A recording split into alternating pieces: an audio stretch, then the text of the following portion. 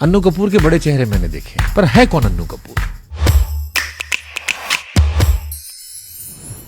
लाख मैं सोचूं कि जमी हूं आसमां हूं मैं, लेकिन उसे तो पता है कि मैं क्या कुछ नहीं हूं। क्या चाहिए अन्नू कपूर को? प्रधानमंत्री बनना है। मेरी कीमत तब ज्यादा होगी जब मैं चला जाऊंगा। ऐसा लगता है कदम नहीं हुई। राही मनवा दुख की चिंता क्यों सताती है, दुख तो अपना साथी है। सब धर्मों को पढ़कर जितना भी पढ़ा, क्या समझा आप? सच जानना चाहते, man is the best creation of God and God is the best imagination of man. Antakshari जैसे शो ने आपको क्या सिखाया और कैसे आपका नजरिया बदला? अंताक्षरी ने मुझे सब कुछ दिया। 12x12 के कमरे में रहता था। सर आपने ये फिल्म क्यों की? मैं पैसे के लिए की, भी पैसा अच्छा देगा। पैसा क्या बदल देता है? कि दुख सबकी जिंदगी में है, सभी रोते हैं। 500 SEL मर्सिडीज में बैठ के रोने का आनंद कुछ और है। अगर आपको सर्वकालीन भारत के सबसे अच्छे 5 म्यूजिक कंपोजर बताने, ओरिजिनल जिन्होंने ज्यादा काम किया है उनमें SD बर्मन, मदन मोहन, नौशाद साहब का और जयदेव जी का बहुत नाम है, बहुत सम्मान है। आपने RD का नाम नहीं लिया। अब फिर यार मेरी जबान मत खोलो। मदन मोहन जी की डेथ के बाद एक फिल्म आती है वीर ज़ारा, और उसमें मदन मोहन जी के सारे गाने थे, उनकी डेथ के कई सालों बाद। हम मुर्दों की पूजा करने वाले लोग हैं। मदन मोहन ने अपने जीवन में वीर ज़ारा की कंपोजिशन से 1000 टाइम बेटर कंपोजिशन बनाई है। ओशो रजनीश ने कबीर की व्याख्या कर रहे थे तो उन्होंने एक बात की थी, जुमलेबाजी तो कमाल की थी ना। मीरा का नृत्य और बुद्ध का मौन जहाँ मिलते हैं वहाँ कबीर की उत्पत्ति होती है। तमन्ना भाटिया आपको पसंद है? आहा, माशाल्लाह क्या दूधिया बदन है। आहा, उन्होंने एक इंटरव्यू में कहा कि माँ अपने बच्चों को ये गाना सुनाती हैं और उसको सुन के बच्चे सो जाते हैं। कितने उम्र के बच्चे सो जाते हैं? 70 साल का बच्चा भी हो सकता है भाई। देखो कि प्रियंका का बड़ा जिक्र आपको चलता है, अन्नू कपूर डालो गूगल पे तो भी आता है। 7 खून माफ में 21 सीन मना कर दिया था। Was it because आप उम्र में बड़े थे? Was it because वो कंफर्टेबल नहीं थी? क्या रीजन था जो उन्होंने ये किया? नहीं करती यार, नहीं करती। तो हीरो होता तो कर लेती, बात खत्म हो गई। उसके साथ मेरा एक बार क्लब ने वो किया कि आप नवाजुद्दीन सिद्दीकी का इंटरव्यू ले लीजिएगा, तो उसने जिस तरह से बोला, कोई भी व्यक्ति किसी लड़की के बारे में जब इस तरह के कमेंट करता है तो मुझे वो छिचोरा लगता है। मैं आपकी लव स्टोरी जब पढ़ रहा था, बड़ी रोचक लगी। वो ऐसी नियति थी कि मुझे नहीं मालूम था कि मेरी सोलमेट है, वो मेरी जीवन में आएगी, मैं उससे विवाह करूंगा और उसके बाद हम दोनों अलग हो जाएंगे, हमारा रीयूनियन होगा। दूसरी शादी जिनसे आपको एक बेटी हुई, तो उन्हें पता लग गया था। She slapped me and she asked for the divorce. वो दुख मेरी चिता पर जाएगा मेरे साथ। हमेशा आलिमों से ही नहीं मिलते सबक सारे, कभी कुछ जाहिलों से भी मगजमारी जरूरी है।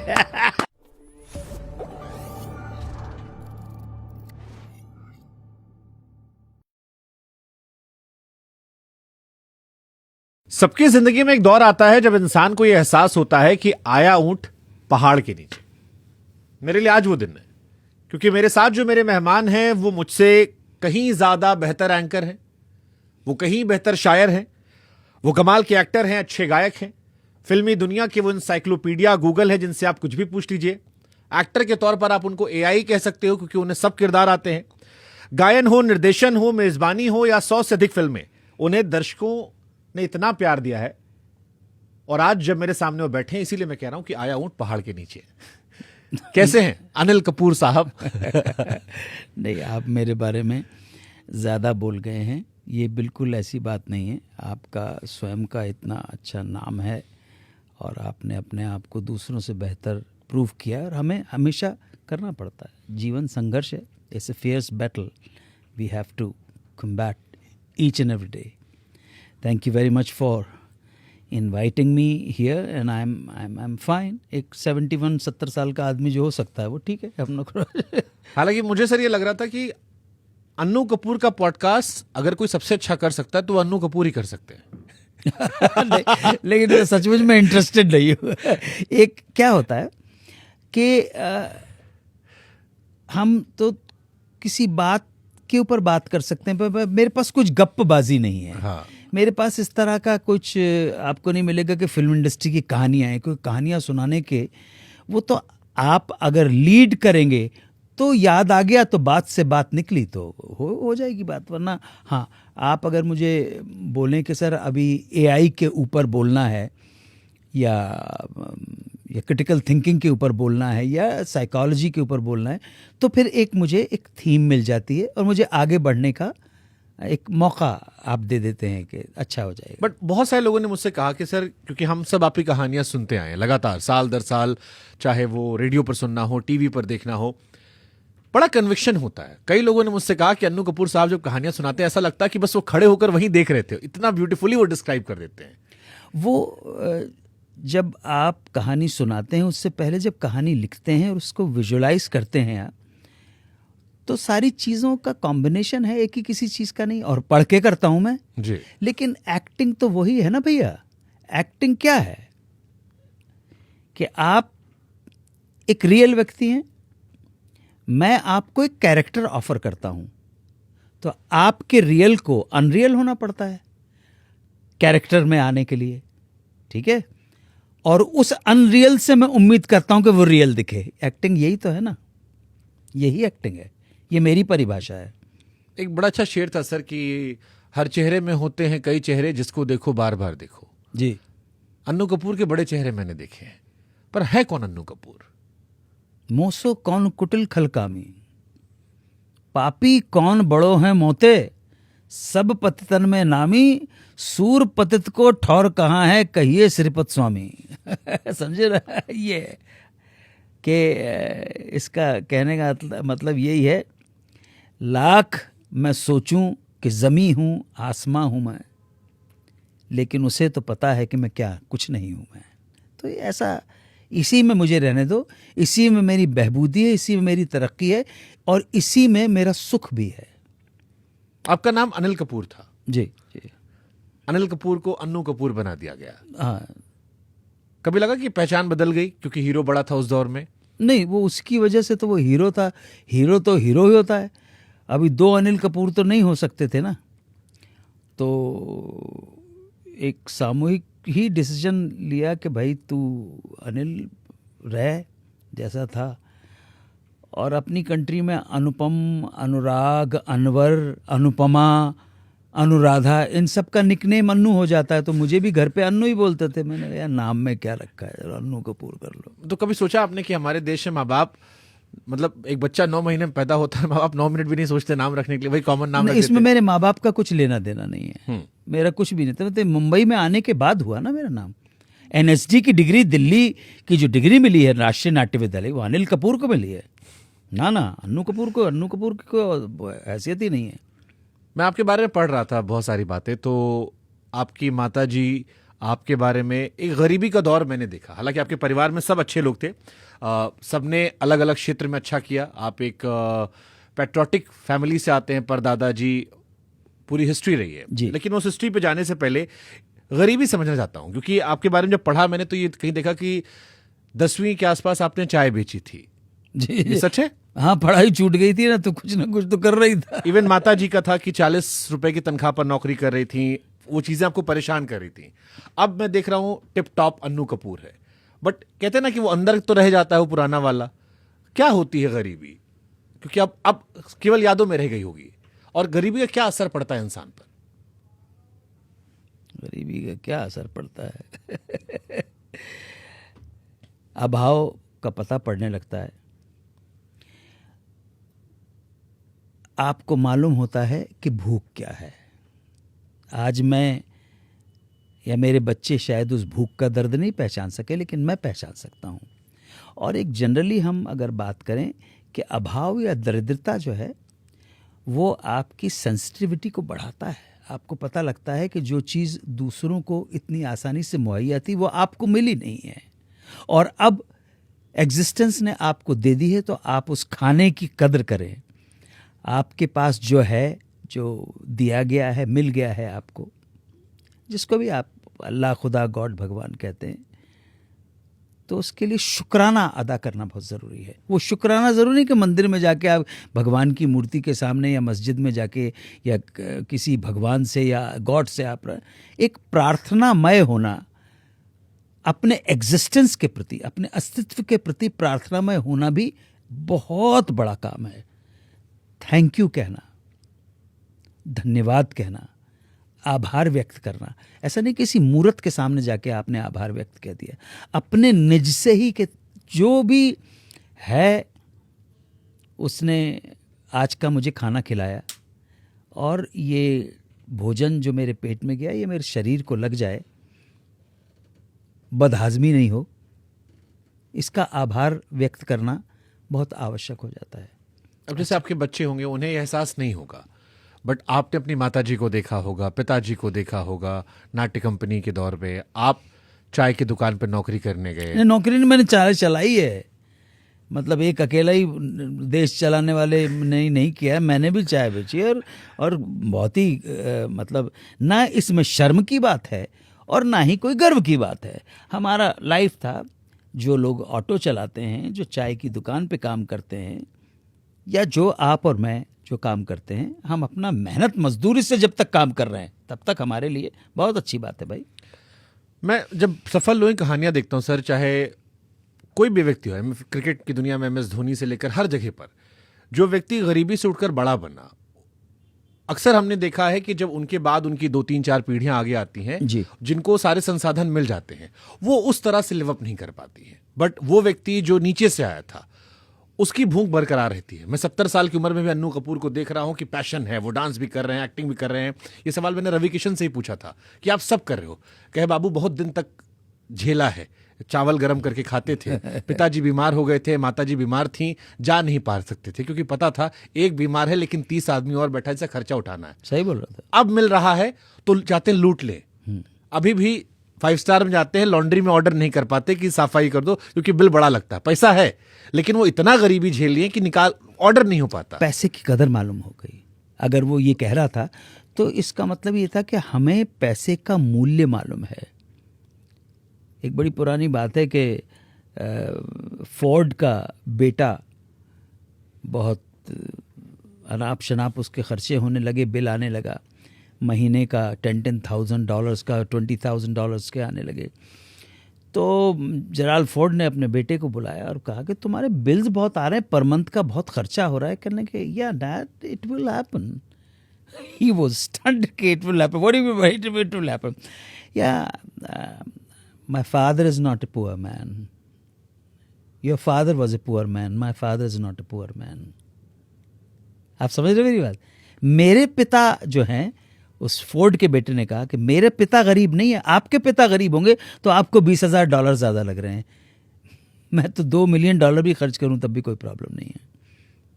तो फोर्ड ने कहा कि तेरा भाग्य तेरे साथ है, क्या कर सकते हैं। बट संघर्ष सिखा देता है, गरीबी सिखा देती कुछ। हमें तो सिखाया, रवि किशन को सिखाया होगा, हर एक को सिखाया जिससे जो गरीबी से गुजरा है। देखो एक बात सुनो, अपनी गरीबी को ग्लोरीफाई भी नहीं करना है। अगर उसमें शर्म की भी बातें, I just I think 30, 40, 50 seconds in just now I just uttered these words, neither to feel ashamed of it nor to bask in the glory of your poverty। कुछ नहीं है जिंदगी का था। मेरी गरीबी ही मेरी गरीबी के कारण मैं ऐसा नहीं हूं ना। मेरे निज के अपने अध्ययन मनन चिंतन भी तो होगा, ऐसी बात नहीं है, जिनका बाय प्रोडक्ट मैं हूं। तो गरीबी मेरे एग्जिस्टेंस का एक पार्ट थी, एक दौर थी जिससे मैं गुजरा हूं। ना मैं उसके लिए शर्मिंदा हूं, ना मुझे इस बात का कोई गर्व है। बात खत्म हो गई। आपने कहीं पर ही कहा था सर कि मेरी कीमत तब ज्यादा होगी जब मैं चला जाऊंगा। हाँ, ये क्यों लगता है आपको ऐसा? ऐसा लगता है, कदम नहीं हुई, कोई बात नहीं।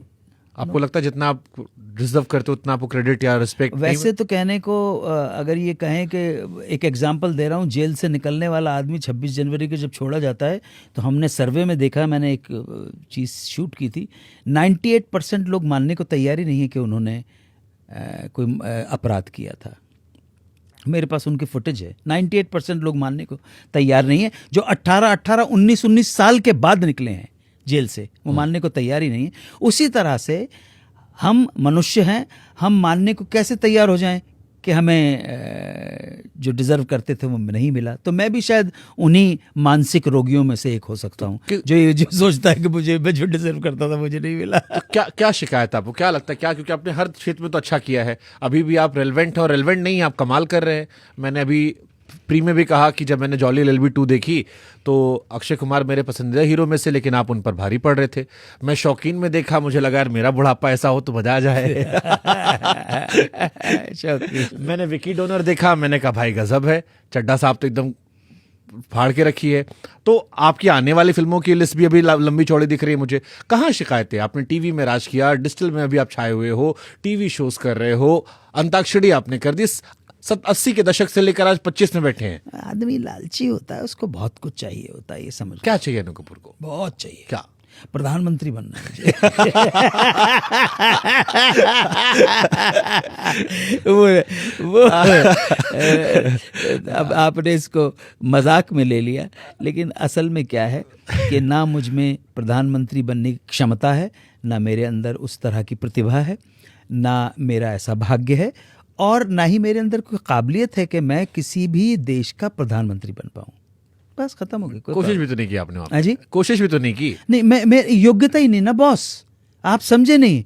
मैं डिजर्व ही नहीं करता, मेरे अंदर गट्स ही नहीं है। क्या योग्यता होती मेरे है? अरे अच्छा वो समझना, देखो नंबर बता कि प्रधानमंत्री बनने के लिए आपके पास एक खास चित्त की आवश्यकता होती है, जहां पर आपको पॉलिटिकल जो मनूवरिंग है, पॉलिटिकल गेम्स जो है वो खेलने होते हैं। आज के समाज में आप जिसको आप कलयुग बोल रहे हैं, पुराने टाइम के ऊपर भी वैसे ही खेलने होते थे। पॉलिटिक्स, मैंने किसी जगह बोला भी था कि पॉली मतलब मैनी, पॉली जो टर्म है, पॉलिटेक्निक, पॉलीक्लिनिक मतलब many, poly is the little meaning of poly is many, और टिक्स मतलब कीड़े जो होते हैं, मैनी कीड़े समझ रहे। तो वो अपने अंदर टैलेंट नहीं है, अपने अंदर वो टैलेंट नहीं है। किस तरह से मनूवरिंग करनी है, कैसे मैनिपुलेशन करना है, कैसे कहाँ पे किस आदमी को समझना है, किस आदमी से कैसे बात करनी है, कहाँ किस पे दावा ठोकना है, कहाँ किसी के ऊपर तीर चलाने हैं, कहाँ, वो सब मेरे अंदर नहीं है। मैं तो शायद अगर कभी इस तरह से बोलने का मौका मिले तो मैं तो धाड़ से बोल देता हूँ। क्या नुकसान होता है इसका, ये जो आपकी बेबाकी बिंदासपना है कि कुछ भी कह दिया? नहीं, कुछ भी तो नहीं कहता बॉस मैं, आप मुझे उस कैटेगरी में नहीं रख सकते। कुछ भी से मेरा कॉन्टेक्स्ट है कि मतलब पॉलिटिकली हर बार करेक्ट जरूरी नहीं है, दिल में जो साफ था कह दिया। नहीं, मैंने पॉलिटिकली नॉन करेक्ट तो कभी कभी बोला भी नहीं है, क्योंकि बताऊं क्यों, मैं पॉलिटिक्स को बहुत अच्छी तरह से पहचानता हूं। और आपके देश की पॉलिटिक्स, ऐसा नहीं कि मैं पहचानता नहीं हूं, इस पॉलिटिक्स में आने के लिए आपके पास जितनी बड़ी फितनागिरी चाहिए, जितना इंटेलिजेंट एंड चतुर, चालाक, चौकस, चमत्कारी होना चाहिए, वो प्रतिभा हमारे अंदर नहीं है। कोई प्रॉब्लम नहीं, कोई शिकायत नहीं। इसलिए हजारों ख्वाहिशें ऐसी कि हर ख्वाहिश पे दम निकले। बहुत ख्वाहिशें तो बहुत हैं, इच्छाएं बहुत हैं, और जैसे हम एक शब्द का इस्तेमाल करते हैं, वो शब्द है वासना। तो वासना को हम उसके तार जोड़ते हैं स्त्री के प्रति वासना। अरे वासना स्त्री के प्रति ही एक वासना आपकी कुर्सी के प्रति आपकी जो वासना है, आपने हर व्यक्ति, हर पॉलिटिशियन जो वासना उसकी कुर्सी और सत्ता के लिए, उससे कभी मुक्त हो ही नहीं पाता है। वो वासना धन के लिए, आपने देखा नहीं है कि जिन लोगों को नामचीन होने का शौक है, यश कीर्ति कमाने का शौक, कुछ भी हो, लोग मुझे पहचाने, मैं जानूं कि क्या हूं, लोगों को जाना चाहिए। तो एक साहब मुझे ऐसे मिले जिनको बहुत शौक था। मैंने, सर आपका तो इतना नाम होगा कि आपके नाम के ऊपर तो मतलब फ्लू भी हो गया है। लोगों ने आपके नाम का स्वाइप फ्लू, वो समझ ही नहीं पाएगा मैं क्या बोल गया। नहीं, ग्रीड और ये मन में अतृप्त इच्छा कि यार जो मिलना चाहिए था नहीं मिला, लेकिन उस चीज का, इसमें रोने धोने की क्या बात है, इसमें रोने धोने की क्या बात है, हार जीत तो दुनिया भर के साथ है। इसमें रोने धोने की क्या बात है, हार जीत तो दुनिया भर के साथ है। नपी तुली चंद सांसें माटी की मिली, यही क्या कम मिला। नपी तुली चंद सांसें माटी की मिली यही क्या कम मिला। अब ये किस्मत की बात है, किसी को खुशी किसी को गम मिला। तुम तो हो इंसान कह लेते हो दुख दर्द को, चांद कहाँ तक रोए जिसके आगे पीछे रात है। इसमें रोने धोने की क्या बात है, हार जीत तो दुनिया भर के साथ है। लेकिन खूबसूरत शेर है, लेकिन एक शेर हमने भी सुना था कि इंसान की ख्वाहिश की कोई इंतहा नहीं होती, 2 गज जमीन चाहिए 2 गज कफन के बाद भी। हाँ, तो जिंदा है तो ख्वाहिशें तो है। आपने कहा भी कि कुछ अधूरा है, वासना सबके अंदर होती है। हाँ। आपकी वासनाएं क्या क्या है? नहीं, अब धीरे धीरे वो चुक रही, अब नहीं धीरे उम्र के साथ साथ रियलाइज हो रहा है कि ठीक है, अगर अब उसको वासना, अब जानना चाहता हूं कि जीवन में हम मनुष्यों के दुख के कारण क्या हैं। इससे पहले भी न जाने कितने संन्यस्त सिद्धस्थ लोगों ने इसको जानने की कोशिश की है। वेस्टर्न फिलॉसफी में भी किया है, यहाँ बुद्ध के दर्शन में भी हुआ है, महावीर के दर्शन में भी हुआ है कि क्यों है यार, क्यों है एक अनजानी, अनसीन, अननोन एंटिटी के लिए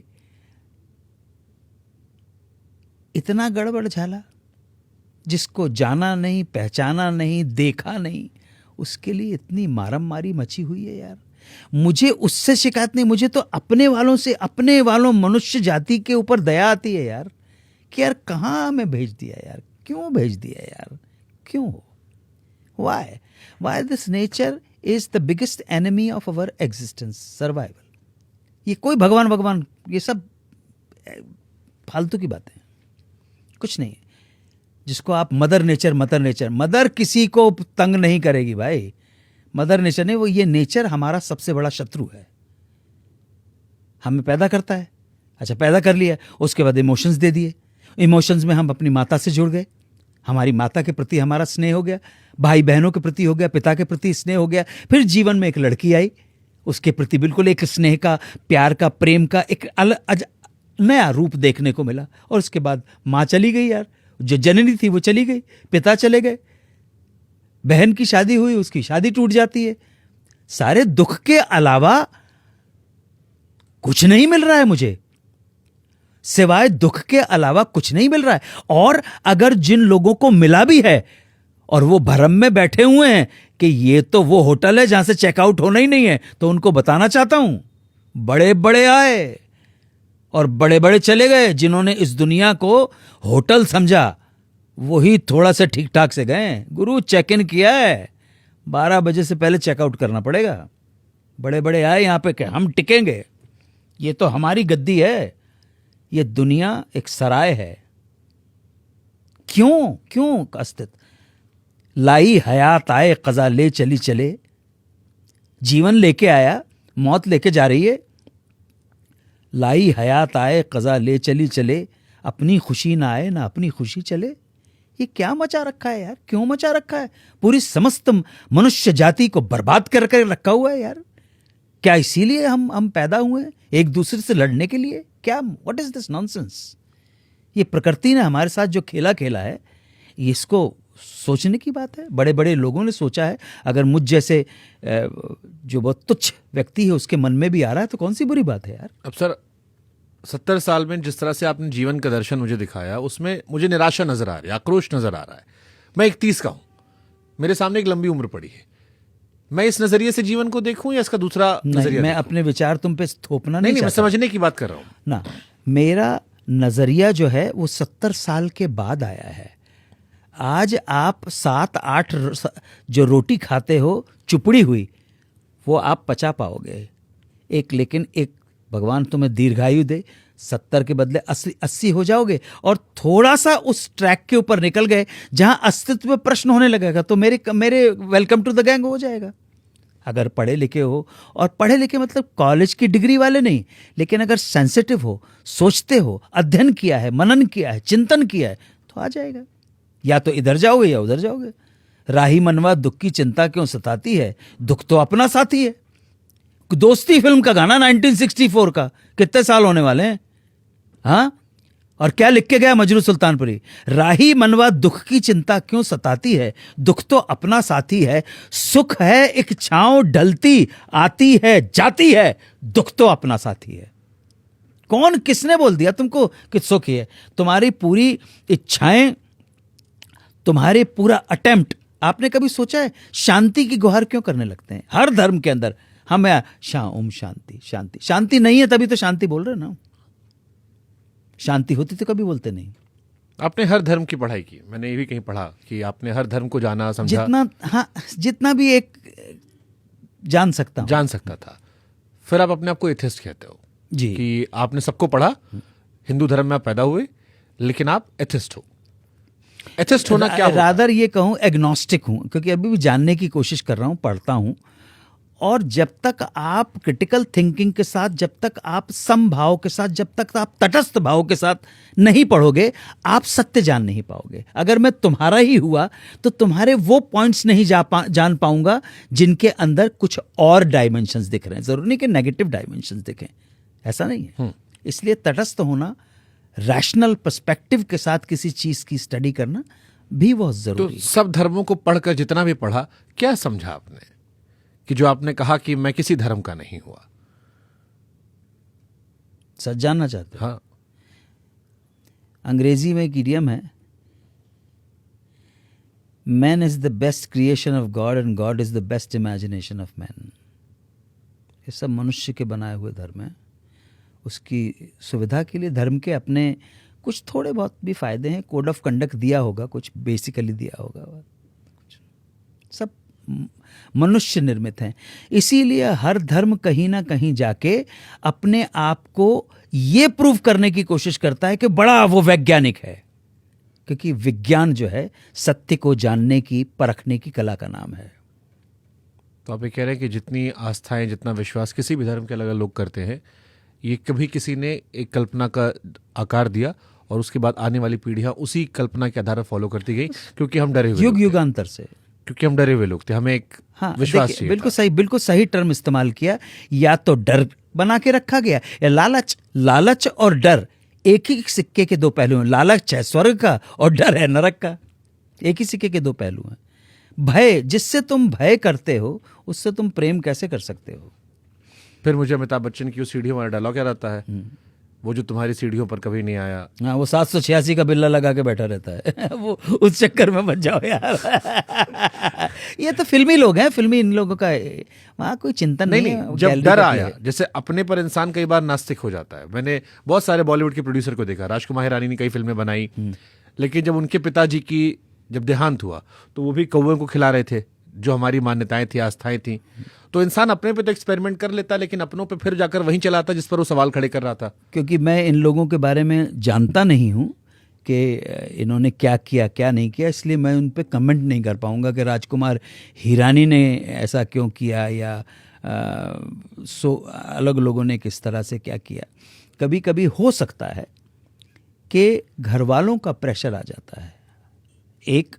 और दूसरा, अगर सचमुच आप नहीं मानते हैं, सचमुच आपके अंदर न आस्तिक होने की प्रक्रिया जागृत हो गई है, तो क्या फर्क पड़ता है आपको? तो जैसे आप हैं, आप अपने बारे में सोच भी रहे हैं, कभी आफ्टर लाइफ सोचा आपने कि आफ्टर लाइफ में आपकी जो एंड प्रक्रिया है वो कैसे करोगे? क्योंकि अपना आस्तिक कह रहे हो खुद को। आफ्टर लाइफ मतलब पुनर्जन्म की बात कर रहे हैं? इस जन्म का जब अंत होगा, कभी सोचा आपने? हाँ, अंत होगा तो होगा, जैसे सबका होता है। आई एम नॉट बॉदर्ड अबाउट उसके बाद क्या होता है। अंत जो हो वो इतना ज़रूर सोचा है कि किसी पर बोझ बन के नहीं जाऊं। और तुम्हें बता रहा हूं, I am an honourable member of a Swiss organisation called Dignitas. नहीं, अंत में मेरा जो सवाल था वो था कि जो प्रक्रियाएं होती है, जैसे मैं हिंदू धर्म में हूँ, हमारे यहाँ किसी का अंत होता है तो एक पूरी प्रक्रिया होती है कि गंगा जल डालते हैं, तेरवी करते हैं, धर्म के हिसाब से हम मानते हैं कि इस तरह से इनको अब इस लोक से हम उस लोक की तरफ भेज रहे हैं। आप क्योंकि पूरे जीवन नास्तिक रहे, कभी ये ख्याल आता है कि नहीं, बिल्कुल नहीं, मुझे क्या फर्क पड़ता, मैं तो चला जाऊंगा। जिसको जो करना करे, जिसको जो करना करे, तुमको जलाना हो, गाड़ना हो, बहाना हो। बहुत पहले एक अमित खन्ना के साथ एक फिल्म कर रहा था, तो उन्होंने कहा यार ये है, यहाँ पर 2 गानों की ज़रूरत है। तो मुझे एक कंपोजिशन याद आ गई, हो काया चलत प्राण काहे रोई। It's conversation, it's a dialogue between काया एंड आत्मा। देखिए कितना अपने पुराने, मतलब पारंपरिक जैसे कहते हैं अपने पुराने, हो काया चलत प्राण काहे रोई।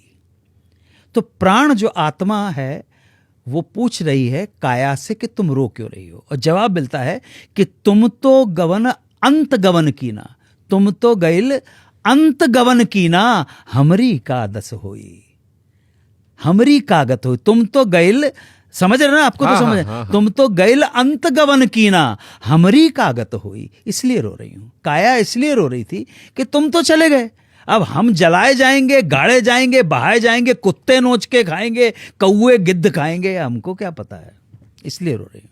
लेकिन ऐसा सा है तो कंपोजिशन है, उस टाइम के लोगों ने सोची, but I am not bothered, whatever you want to do with my body do it, no no problem at all. अच्छा, आप पुराने जमाने जो गाने लिखे सर, उनमें लाइफ बेस्ड बातें बहुत थी, ज्ञान बहुत था, समझाने की कोशिश थी, शायद इसीलिए आज भी याद रह गया। क्या अंतर देखते हो उस दौर में, क्योंकि मैंने जितने भी किस्से कहानियां सुने उनमें एक मैसेज होता था, क्या फर्क है? क्योंकि आप आज भी रेलेवेंट हो, फिल्में आज भी कर रहे हो, गाने आज भी हिट हो रहे हैं, कहानियां आज भी सुना रहे हो, बट वो कहानियां आज के जो गाने हैं आपकी चाय आ गई सर। उनमें जनरली स्पीकिंग बात कर रहा हूँ, क्योंकि मैं फिल्में देखता नहीं हूँ, इसलिए एक एक फिल्म की समीक्षा टिप्पणी नहीं कर पाऊंगा, लेकिन जनरली स्पीकिंग 2-4 रोमांटिक गाने होंगे, एक आइटम नंबर हो गया, वो हो जाएगा। इस वजह से गानों का पैपी होना बहुत ज़रूरी है। अभी पैपी सॉन्ग के अंदर आप उम्मीद करो कि कोई दर्शन की बातें हो जाएं, ना तो वैसे सुनने वाले लोग हैं, ना वैसे ऐसे लिखने वाले हैं, और ना ऐसे फिल्म बनाने वाले लोग हैं, जनरली स्पीकिंग। और 1-2% निकल आते हैं तो वो अपना काम करके जाते हैं, क्यों नहीं हैं, बने हैं गाने, अच्छी बात, बने हैं। जैसे मैं इंडियन आइडल भी देखता हूँ, कोई रियलिटी शो देखता हूँ, आप खुद भी अच्छा गाते हैं, उनमें भी वही गाने आते हैं।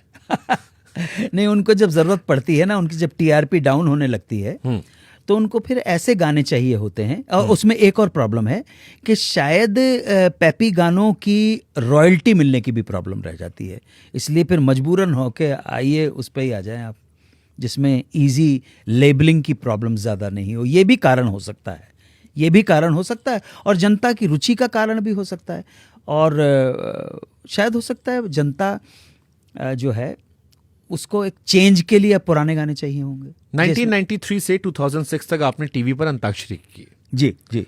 और ये शो बड़ा हिट रहा, हम सब के बचपन की मेमोरीज रहा। बचपन में कहूँगा क्योंकि मैंने बचपन में ही आपको देखा था, सौभाग्य के साथ बैठे हैं। अंताक्षरी जैसे शो ने आपको क्या सिखाया और कैसे आपका नजरिया बदला? सर, अंताक्षरी ने मुझे सब कुछ दिया। मैं तो एक 12x12 के कमरे में रहता था, और अंताक्षरी से थोड़ा बहुत आर्थिक स्थिति ठीक हुई, थोड़ा सामाजिक स्थिति ठीक हुई, समाज में, मतलब इंडस्ट्री के अंदर थोड़ी सी पहचान बनी। और अंताक्षरी ने मेरे अंदर के अंदर जो एक संगीत वाला पक्ष था ना, उसका और उजागर कर दिया। फिर मुझे लगा यार पैसा अब मिलने लगा है, तो ज़रा अच्छे गानों को ज़रा और गौर से याद किया जाए, वो किया जाए। तो धीरे धीरे एक संगीत और कविता जो कहीं छुपी हुई थी, उसको एक प्लेटफॉर्म मिल गया। तो अंताक्षरी का सबसे ज्यादा चर्चित हिस्सा क्या होता था? जो आप शो बनाते होंगे, हम टीआरपी आती होगी। नहीं, वो गजेंद्र सिंह डायरेक्ट करता था। और आपको फीडबैक तो आते होंगे ना कि ये वाला अन्नू जी ज्यादा लोग सुनना पसंद करते हैं, ये किस्सा जो है सबसे मशहूर। अबाउट फीडबैक, मैंने अंताक्षरी के आई डाउट मैंने 4 एपिसोड भी नहीं देखे होंगे। 4, सर जी मैं झूठ नहीं बोल रहा, 4 एपिसोड। मैंने सबसे ज्यादा एपिसोड जिस टेलीविजन सीरियल के देखे हैं वो शायद महाभारत होगी। 10-12 एपिसोड देखे होंगे, 15 एपिसोड देखे होंगे मैंने, 10-12 देखे होंगे। अच्छा लगा था महाभारत आपको उस टाइम के ऊपर? हाँ, उस टाइम के ऊपर नया टेलीविजन लिया था मैंने, तो नहीं, ये तो मेरे पास तो मेरा टीवी तो 27 मई को आया है ना, तो फिर मैंने कहाँ पे देखे इसके, कहीं देख लिए होंगे। क्या अच्छा लगा था महाभारत में आपको? कहानी बचपन से जो सुनते आ रहे हैं, वो कृष्ण के संवाद हैं, और भीष्म पितामह हैं, और अर्जुन हैं, और फलाना, तो सुनते आ रहे थे। सबसे बढ़िया चरित्र महाभारत का कौन सा लगता है आपको? Let's not talk about it. I would not like to talk religion or politics. There is a reason behind it, and a very strong reason. I don't want to get into any kind of controversy because I'm capable of ripping everything apart. ठीक है, मैं उसका सम्मान करता हूँ। मैं बच नहीं रहा हूं समझ रहा हूँ, मैं समझ रहा हूँ, आपसे, आप बच नहीं रहा, मैं अंतर समझ गया उस बात का। क्योंकि अगर मैं बताने बैठ गया, आपको ये लग रहा है कि लोग सच सुनने को तैयार नहीं हो, नहीं सुनने को तैयार, क्योंकि आपने सिर्फ सुना है, पढ़ा नहीं है, अध्ययन नहीं किया है, एक एक चीज का आपने अर्थ आपको इंटरप्रेट नहीं किया, वहां लिखा हुआ है सब कुछ, और जो लिखा हुआ है उसके बारे में बात नहीं करनी है।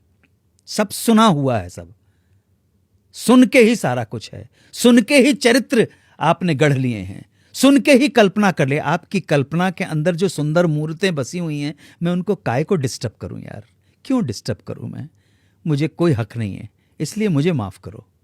मैं तुम्हारी आस्था को, तुम्हारे हृदय के अंदर बसी हुई सुंदर छवि को, तुम्हारे अंदर जो आस्था है, मानता है, विश्वास है, उसको तोड़ने का मुझे कोई हक नहीं है।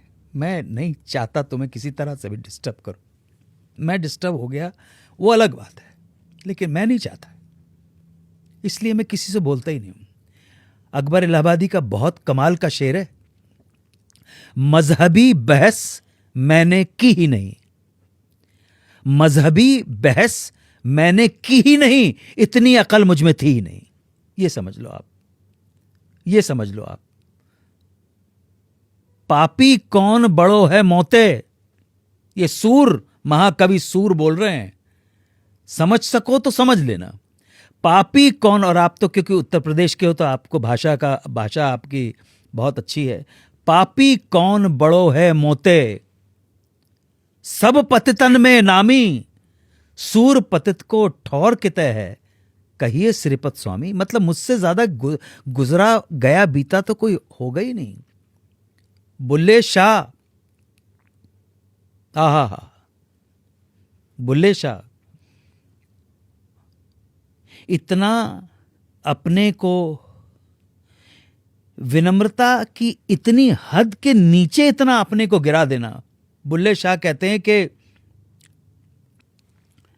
राती जागरण करें इबादत, रात को जाग के इबादत करते हैं, पूजा पाठ करते हैं, नमाजें पढ़ते हैं। राती जागरण करें इबादत, राती भौंखण कुत्ते, रात को कुत्ते भी भौंकते हैं, चौकीदारी करते हैं। तैती उत्ते, ये भी तुझसे हायर हैं, ये भी तुझसे बेहतर हैं।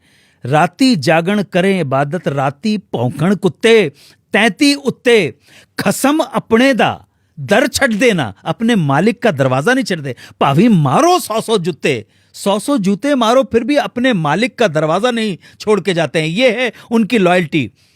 खसम अपने दा दर छट देना, भावी मारो 100 जूते, 33 उत्ते, ये तक तुझसे हायर हैं। उठ बुलिया उठ बुलिया चल यार मना ले, नहीं तो बाजी लै गए कुत्ते, 33 उत्ते। उठ जा, जाग जा, नहीं तो कुत्ते भी तुझसे आगे बढ़ जाएंगे।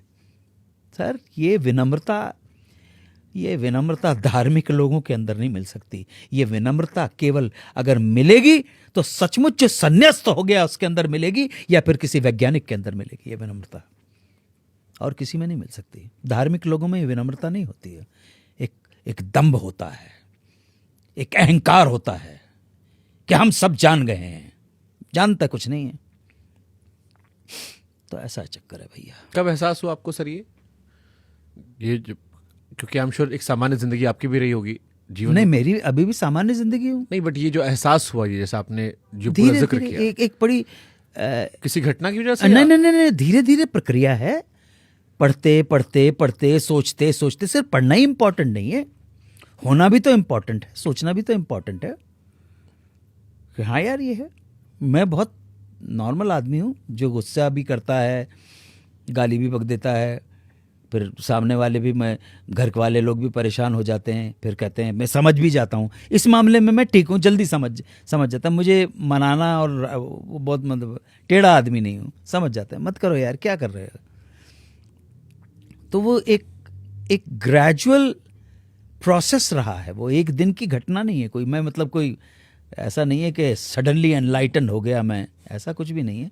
एनलाइटन तो ऐसा कुछ भी नहीं है, हम जैसे तो लोग कभी हो भी नहीं पाएंगे।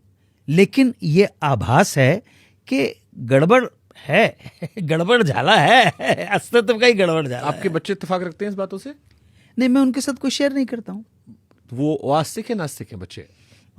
मेरा बड़ा दे आर अमेरिकन्स, तो उनके साथ सबसे छोटा वाला जो बेटा है वो पूरी तरह से हिंदू है और भगत जी है वो। ठीक है, मैं सम्मान करता हूँ आपका। और जो एक बेटी आपकी है वो भी हिंदू है। बेटा सारे शायद नंबर 2 का बेटा ऐसा लगता है कि वो मेरी तरह ही है, मैं उसका भी सम्मान करता हूँ, कोई प्रॉब्लम नहीं। मैं उन पे कोई थोपता नहीं, मैं आप पर भी नहीं थोप रहा। मैंने आपसे कहा ना, मैं कोई ऐसी बात नहीं कहना चाहता जिससे आप बेटा डिस्टर्ब हो जाए। मैं समझने के लिए आपको समझना चाह रहा हूँ, मैं इसलिए पूछा मैंने। मुझे समझ के क्या करोगे? मुझे समझना बहुत आसान है, कोई कॉम्प्लिकेशन है ही नहीं। कोई क्यों काम करते हो? उन्होंने पूछा कि क्यों सर आपने ये फिल्म क्यों की? मैं पैसे के लिए की, भी पैसा अच्छा देगा, नीरज पैसा अच्छा दिलवा दिया, फिल्म कर ली, बात खत्म हो गई। कोई पिक्चर ऐसी भी है जहाँ पैसा कम मिला था लेकिन कर ली? अभी तो की ना, इन्होंने पैसा कम दिलवाया लेकिन अच्छा होता कर ली, कोई प्रॉब्लम नहीं। और कोई ऐसी पिक्चर जिसको पैसे के लिए कर ली, बाद में पछताए कि यार क्यों कर ली? हाँ नहीं, वो तो बहुत सारी बहुत सारी पछतावे तो बहुत हैं जिंदगी में, कौन कहता पछतावे नहीं है। लेकिन अब जब कर लिया है तो काम तो ईमानदारी के साथ करके जाएंगे, काम में गड़बड़ नहीं करेंगे। अब जब ठीक है यार, if rape is inevitable, lie down and enjoy it. This is a very very wrong way of saying. लेकिन जब है ओखली में सर दिया है तो मूसलों से क्या डरना। जब कर लिया है तो फिर अब ये है कि अब काम में बेईमानी नहीं करेंगे, काम में बेईमानी नहीं करेंगे। ठीक है। बॉलीवुड का, क्योंकि आपने कहा कि म्यूजिकल अंताक्षरी से आपके अंदर एक निकला जो अंदर दबा हुआ था और आपने एंजॉय करना शुरू किया उसे, उन कहानियों किस्सों को। एंजॉय इसलिए कि थोड़ा सा जब आपको हल्की सी थोड़ी सी नाम होने लगता है, लोगों की तालियां मिलने लगती हैं तो अच्छा लगता है यार, मॉरल बूस्टअप हो जाता है यार। पहले भी तो पिक्चर की थी, तेजाब की आपने, दुनिया भर की पिक्चरें की आपने। अरे उससे कुछ नहीं होता दोस्त, जब माल आना शुरू होता है कैसे पता पड़ेगा कि घर में एयर कंडीशन लग जाता है, तब लगता है। मेरे को बताओ, पैसा क्या बदला आपकी लाइफ में? अंताक्षरी से पैसा आया तो क्या बदला, क्या एहसास बदले, कैसे आप बदले? घर में गए, अपना घर खरीदा। हाँ। अपना घर खरीदा, पहली बार ऐसा लगा यार 1 बेडरूम हॉल 2 बेडरूम हॉल का अपना घर है। लोग पहचानने लगे, ऐसा नहीं कि अरे वो उनको वहां देखा है, नहीं हाँ भाई अंताक्षरी। शोज होने लगे, देश विदेश में शोज किए, लोगों से मिलना हुआ, मान सम्मान मिला। तो जो सामाजिक प्राणी है वो यही तो चाहता है। जनरलाइज अगर मैं कोट करूं, मैंने गरीबी बात की थी पहले, अब पैसा क्या बदल देता है? अगर जेब में पैसा हो तो क्या बदल जाता है इंसान? देखिए उसके बारे में कहते हैं कि भाई, मैं जैसे बोल रहा था कि दुख सबकी जिंदगी में है, आंसू सबकी जिंदगी में है, सभी रोते हैं, लेकिन बाबू 500 SEL मर्सिडीज में बैठ के रोने का आनंद कुछ और होता है। वो आनंद कुछ और होता है। रोना सबको है लेकिन फरारी में बैठ कर रोने का आनंद कुछ और होता है। इसलिए पैसे की अपनी महत्ता है और आपका देश एक ऐसा देश है जहां हम विधिवत, सांस्कृतिक रूप से, धार्मिक रूप से, सामाजिक रूप से धन की पूजा करते हैं। हाँ, धन की पूजा करते हैं। धन कमाना एक कला है और धन का आदर और सम्मान जरूर कीजिएगा। मैं तो बहुत करता हूँ उस चीज़ का। और अब जब मैं कभी बात करता हूँ कि आपने क्यों किया, मैं पैसे के लिए की, तो ये हाँ लोगों ने अब अपना कोट किया है मेरे सारे प्रोग्राम में। भाई पैसे के लिए मैं करता हूँ, पैसा ही मेरा धर्म है, पैसा ही मेरा ईमान है, पैसे के लिए काम करता हूँ। लेकिन पैसे के लिए मैं आपकी जेब नहीं काटूंगा, आपका गला नहीं घोटूंगा, चोरी नहीं करूंगा और अपने देश को नहीं बेचूंगा। बाकी मैं तो पैसे के लिए काम करता हूँ। ब्यूटीफुल, सही है, सही है, इसमें बुरा क्या है? Well justified. आप नहीं करते हो तो आप अपना पैसा मुझे दे दो। क्या भाई है, तो खत्म हो गई बात। गलत काम नहीं करेंगे पैसे के लिए। सबसे अच्छा म्यूजिकल दौर कौन सा रहा सर इंडिया का? क्योंकि आप अंताक्षरी के जरिए आप म्यूजिकल बहुत बातें करते हो, सारे हर एरा की। आपका सबसे नहीं, अंताक्षरी के जरिए नहीं, जब से रेडियो प्रोग्राम शुरू हो रहा है, बिग एफएम वाला, बिग एफएम वाला, हाँ, तो उसमें तो कहानियां कहनी पड़ती हैं यार। अच्छा जो दौर रहा जिसमें हर तरह के अच्छे गाने बने, वो 60s 70s 80s तक था। यानी रफी किशोर मुकेश वाला जो दौर था। हाँ यार, वो तो ओरिजिनल कलाकार हैं, और बाकी तो सब आप समझ रहे हैं ना मेरे हाई कॉपी। समझो ना। सो लेकिन उनको भी सम्मान है, क्योंकि बहुत बड़े स्टार है। रफ़ी साहब ने तो इतना, रफ़ी मोहम्मद रफ़ी ने कभी सोचा भी नहीं होगा कि जितना अरिजीत सिंह पैसे लेता है। ये भी सही बात है अपनी जगह के ऊपर। माया महा ठगनी हम जानी, कबीर क्या बोलते, माया महा ठगनी हम जानी। कबीर से ज़्यादा विद्रोही चेतना का व्यक्तित्व इस पृथ्वी पर बहुत कम पैदा होते हैं। बहुत कम स्थिति विद्रोही चेतना के व्यक्ति पैदा होते हैं। तो ये वो जो दौर था जिसकी बात कर रहे हैं, 60s और 70s, एस.डी. बर्मन, मदन मोहन, शंकर जयकिशन, ओ.पी. नैयर, रवि साहब, क्या क्या गाने बनाए यार। आप देखो तो सही, क्या गाने बनाए आप, यू नेम और गाने। और जब हम अंताक्षरी खेलने बैठते तो घूम फिर के कविता आसान है। कविता आपके ब्रेन का जो कंप्यूटर है, वो फाइल जो है जल्दी डाउनलोड हो जाती है, जल्दी डाउनलोड हो जाए। अब देखना कि जो टेढ़ा टेढ़ा गाना है ना, मैं कह देता हूं मुझे कि भैया ये तू मुखड़ा इसका ठीक नहीं गा पाएगा, टेढ़ा है। गाना का मुखड़ा सम के ऊपर बहुत देर बाद आके गिरता है। लेकिन मेरे सपनों की रानी कब आएगी तू, आई रुत मस्तानी कब आएगी तू, बीत जाए जिंदगानी कब आएगी तू, चलिया आ तो चलिया। हो गया, बात भी खत्म हो गई, विचार भी, थॉट ही अपने आप में खत्म, कंप्लीट हो गया, कंक्लूड हो गया थॉट। इसलिए गाना याद हो जाता था। अभी आ जा रे आ जा रे आ जा रे आ जा रे आ जा रे आ जा रे, भले कितने लंबे हो रस्ते हो, थके न तेरा दिन हो, आ जा रे। लगे हुए हैं, अभी तक आया ही नहीं, समय नहीं आया है। इतनी देर में तो पुराने का फाइल डाउनलोड, अच्छा और बुरे की बात नहीं है, नए और पुराने की बात नहीं है, बाहर वो फाइल डाउनलोड बहुत देर में हो रही है। तो गाना सुनने के लिए बहुत हिट है, लेकिन सुन के गा के याद करने के लिए उतना सक्षम नहीं है, मैं ये कहूँगा। तो सरलता की वजह से, सरलता की वजह से, शायरी की सरलता देखो कितना। ये गुजरे हुए 20-25 साल में एक गाना जो सरल है, उच्च कोटि का है, भाव विचार सरल है, इसलिए आपके ड्राइवर से भी वो गाना गवा सकता हूं वो। और आज के टाइम का गाना है, मतलब आज का टाइम मतलब 20 साल पुराना गाना होगा। और वो गाना है, हर घड़ी बदल रही है रूप जिंदगी, छाव है कभी कभी है धूप जिंदगी, हर पल यहाँ। ये ना आ गया, देखो कितनी जल्दी थॉट कंप्लीट हो गया। विचार जो आप लेके चले थे, पर्सपेक्टिव अपने आप में कंक्लूड हो गया। कैसे गाना याद नहीं होगा? मजदूर से आप आपके स्टूडियो से बाहर निकालो, मैं आपके मजदूर से गाना गवा दूंगा, बिल्कुल सही गाना गाएगा ये गाना, इसमें गड़बड़ नहीं करेगा। जबकि आनंद बख्शी का इसी तरह का नया जमाना में भी इसी तरह का विचार प्रयोग किया है।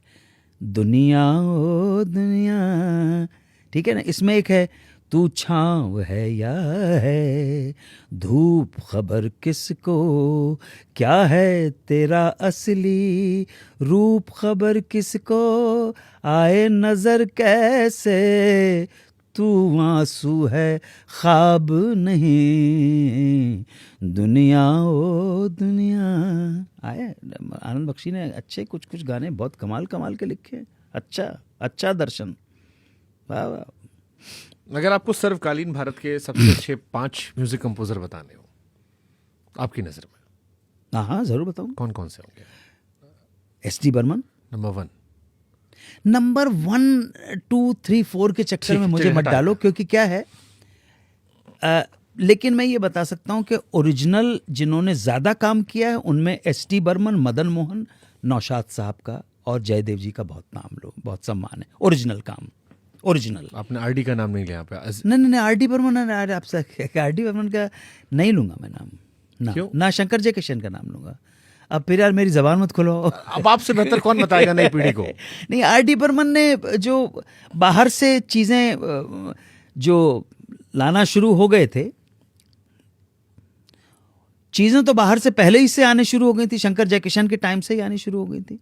ऐसी बात नहीं है, लेकिन आर.डी. बर्मन तक आते आते वो वृहत रूप के अंदर आ गई वो सारी की सारी चीज़ें, और वही फिर वो कंटिन्यू करते चले गए। आज तक वही चल रहा है। हाँ, थोड़ा बहुत तो चल ही रहा है, वो है।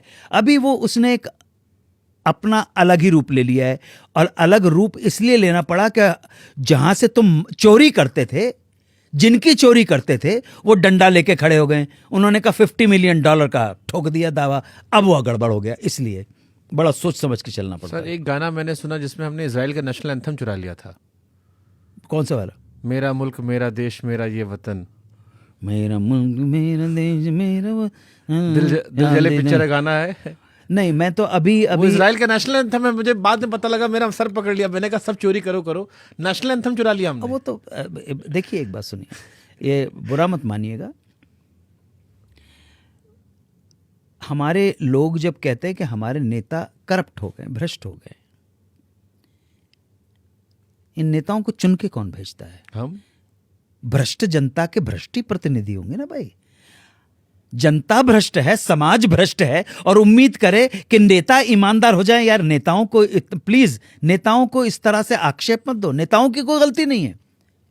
हुजूर, चम्मच में क्या है कि सरकार जो देग में है वही तो चम्मच में आएगा। आप समझ रहे? The world which you have created is the product of your thinking. It can't be change without you changing your thinking. But music में कैसे सर? जैसे एक आदमी, हर चीज, मैंने कोरियन सुना ही नहीं, अब आपने उसका कट कॉपी पेस्ट करके सुना दिया। मन पिक्चर आई थी, मन के 6 गाने चोरी के थे। अब लोग यूट्यूब पे डालते हैं कि देखिए ये गाना ये था, इसको यहां से चुराया, ये यहां से चुराया। अब ये हमारी मॉडर्न टेक्नोलॉजी ने आपको एक्सपोज करना शुरू कर दिया। अभी तो आइटम ही पूरा करके आ रहा हूं ना, एक्सपोज करना शुरू कर दिया। पहले मालूम नहीं था, पहले पता नहीं था हमें। मैं एंजॉय कर रहा था काली नागिन की जैसे जुल्फें तेरी काली काली। अब मुझे पता लगा चोरी का माल है। मैंने बचपन में गाया 15 अगस्त को, मेरा मुल्क मेरा देश मेरा ये वतन। अब मुझे पता लगा कि इजराइल वालों का नेशनल एंथम है। मैं इजराइल का वंदे मातरम अभी गा के आया अनुराधा प्रसाद के जो प्रोग्राम में। इजराइल का वहां का वंदे मातरम गा के आया, उसी भाषा में गा के आया हूँ। ऐसा नहीं कि हमारी भाषा में, उसी भाषा में। शबखी यरूशलाइम आत एदोनाई पूरा गा के आया हूँ मैं भी, उसी भाषा के अंदर। तो फिर से मैं आई डोंट नो, हमारा शायद हमारा जो संगीत है, जो भी है हमारा, जैसा भी है, चाहे वो क्लासिकल हो, शायद फोक, पता नहीं, शायद ऐसा लगता है हमारे नौजवानों को, हमारे बनाने वालों को ऐसा लगता है वो पैपी नहीं है, पैपी नहीं है ऐसा। मदन मोहन जी का नाम लिया। मदन मोहन जी की डेथ के बाद एक फिल्म आती है वीर ज़ारा, और उसमें मदन मोहन जी के सारे गाने थे उनकी डेथ के कई सालों बाद। और वो गाने आज ही मेरे फेवरेट में से हैं। चाहे वो तेरे लिए हो, मैं यहाँ हूँ यहाँ, दो पल रुका ख्वाबों का कारवां, ये हम आ गए कहाँ, ऐसा देश है मेरा। मुझे मतलब वो समझ एब्जॉर्ब करने में बड़ा टाइम लगा कि उस 70s में या 60s में वो गाना बनाया होगा उन्होंने, और वो गाना लेट 2000 में भी खूबसूरती से चल रहा है। वीर ज़ारा के बारे में मतलब अगर मदन मोहन के गाने उसके अंदर रखे गए हैं, तो वीर ज़ारा की कंपोजिशन मदन मोहन साहब की बेस्ट कंपोजिशंस में से नहीं है। वो तो क्या, हमारे यहाँ जाने के बाद पूजने लगता है ना आदमी। हम मुर्दों की पूजा करने वाले लोग हैं, जिंदों को लज्जित करने वाले, बेइज्जत करने वाले, जिंदों की बिल्कुल कदर करने वाले नहीं, उपेक्षा करने वाले, परंतु मुर्दों को पूजने वाले लोग हैं हम लोग। मुर्दे पूजते हैं यहाँ पर, मरते ही महान हो जाते हैं। ये भी एक साइकोलॉजी है। जो गाने वीर ज़ारा यश चोपड़ा की फिल्म थी ना, उन्होंने इस्तेमाल किए, उसमें कहीं ना कहीं मदन मोहन के बेटे संजीव कोहली का बहुत बड़ा हाथ होगा डेफिनेटली। और इतना ज़रूर कहूँगा, एक बार सुन के मदन मोहन ने अपने जीवन में वीर ज़ारा की कंपोजिशन से 1000 टाइम बेटर कंपोजिशन बनाई हैं, जो शायद उस टाइम के ऊपर कदर नहीं कर सके होगा आप। ठीक है ना? एक बात पूछते हूं, अभी देखिएगा,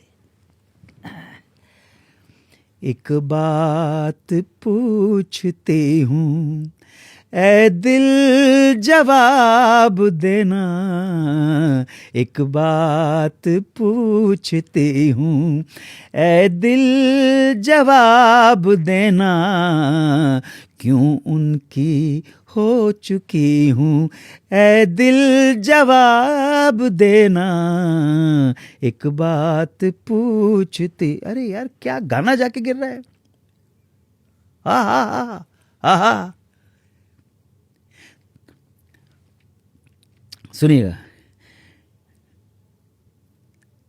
मेरी दुनिया में तुम आई, क्या क्या अपने साथ लिए, तन की चांदी मन का सोना, सपनों वाली रात लिए मेरी दुनिया। अरे ये कंपोजिशन आप देखो, सीने की ये धड़कन सुन ले न डडी, हाय हाय हाय देखे न कोई, ना जाओ ना जाओ। क्या कंपोजिशन है, क्या कंपोजिशन है बाबू, क्या कंपोजिशन है। चला है कहाँ, चला है कहाँ, दुनिया इधर है तेरी, प्यार इधर है तेरा, आजा आजा, चला है कहाँ। अरे क्या कंपोजिशन जा रही है। बिठाओ इन लोगों को जो प्रोग्रामिंग करने बैठते हैं, उनको बोलो कि आओ तो सही बेटा, थोड़ा सा एआई में जो आ रहा है वो कलेक्टिव कुछ ब्रिलियंट माइंड ने ही तो एआई बनाया है। एआई का अपना कोई माइंड नहीं है।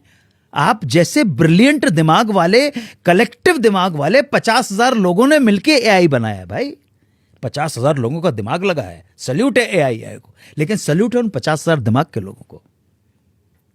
आप अगर वाह वाह, क्या मदन मोहन की क्या क्या अपनी कंपोजिशन थी, अपनी बात है।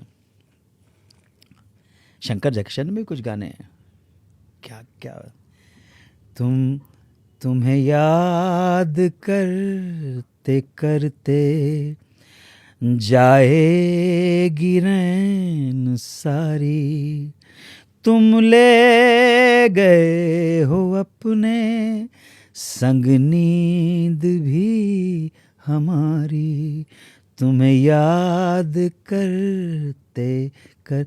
अब हर गाने के ऊपर तुम अगर नाचना चाहते हो तो नाचने वाले भी गाने बनाए हैं, लेकिन नाचते नाचते कभी तो थकोगे। नाचने की आतुरता बहुत अच्छी बात है, लेकिन ओशो रजनीश ने एक बात बहुत अच्छी बात कही थी।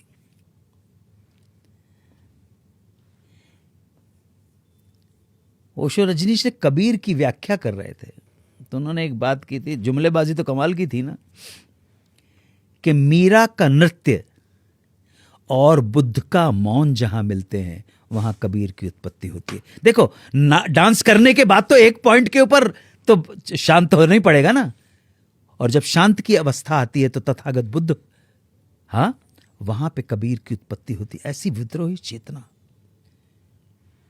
मतलब कहने वाले तो ये कहते हैं, सच बोला जाए, मैं डॉक्टर अवधेश सिंह की एक वो सुन रहा था कुछ, तो उन्होंने कहा बुद्ध के बाद तो हमारे यहाँ कोई दर्शन हुआ ही नहीं है, सच पूछा जाए तो। जबकि ऐसी बात नहीं है, परंतु फिर भी मैंने मैसेज भी भेजा है, हुआ है, दर्शन हुआ है, नव्य न्याय करके दर्शन हुआ है, उस तरह से जो लॉजिक के ऊपर, तर्क की कसौटी के ऊपर।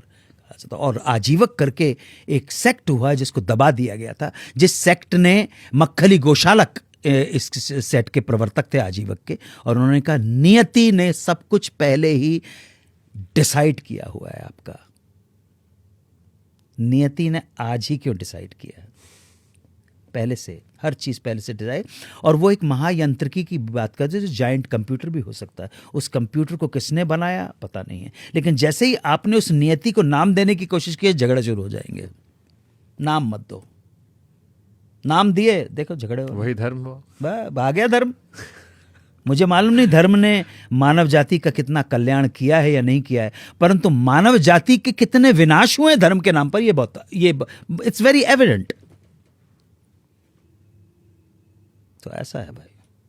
सुंदर सर। एस.डी. वर्मन साहब के बारे में बताइए ना सर कुछ। आपने वाह वाह। जिक्र किया तो मैं सर वो जो ओरिजिनल कुछ संगीतकार हुए हैं उनमें नौशाद अली जो थे, उनका बेस जो था वो भारतीय शास्त्रीय संगीत और अपने उत्तर प्रदेश बिहार का जो लोक संगीत को बेस बनाकर उन्होंने नाइन लड़ जई हैं तो मनवा माँ कसक हुई बा करी, ये और मधुबन में राधिका नाच रे मधुबन, ये हमीर राग के ऊपर, तो उसको ऐसा उठा के कर दिया।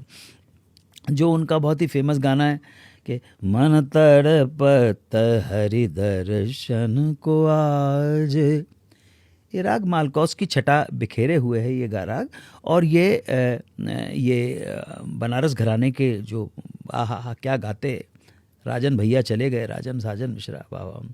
मुख मोड़ मोर मुस्कात जात मुख मोड़, वो ये माना तड़ वहीं से लिया है बनारस घराना।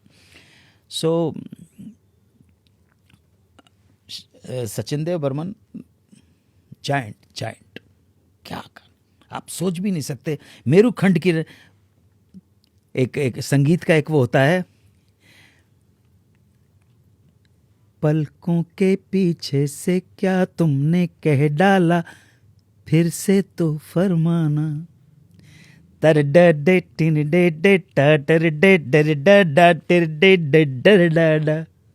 ये संगीत की एक, जब रियाज करता है ना, सिखाते हैं ना गुरुजी, ये मेरुखंड इसको बोलते हैं। पर पलकों के पीछे से क्या तुमने कह डाला, फिर से तो फरमाना, नैनों ने सपनों की डोली सजाई है, तुम भी जरूर आना है पलकों। अरे बाबा बाबा बा, अद्भुत सर।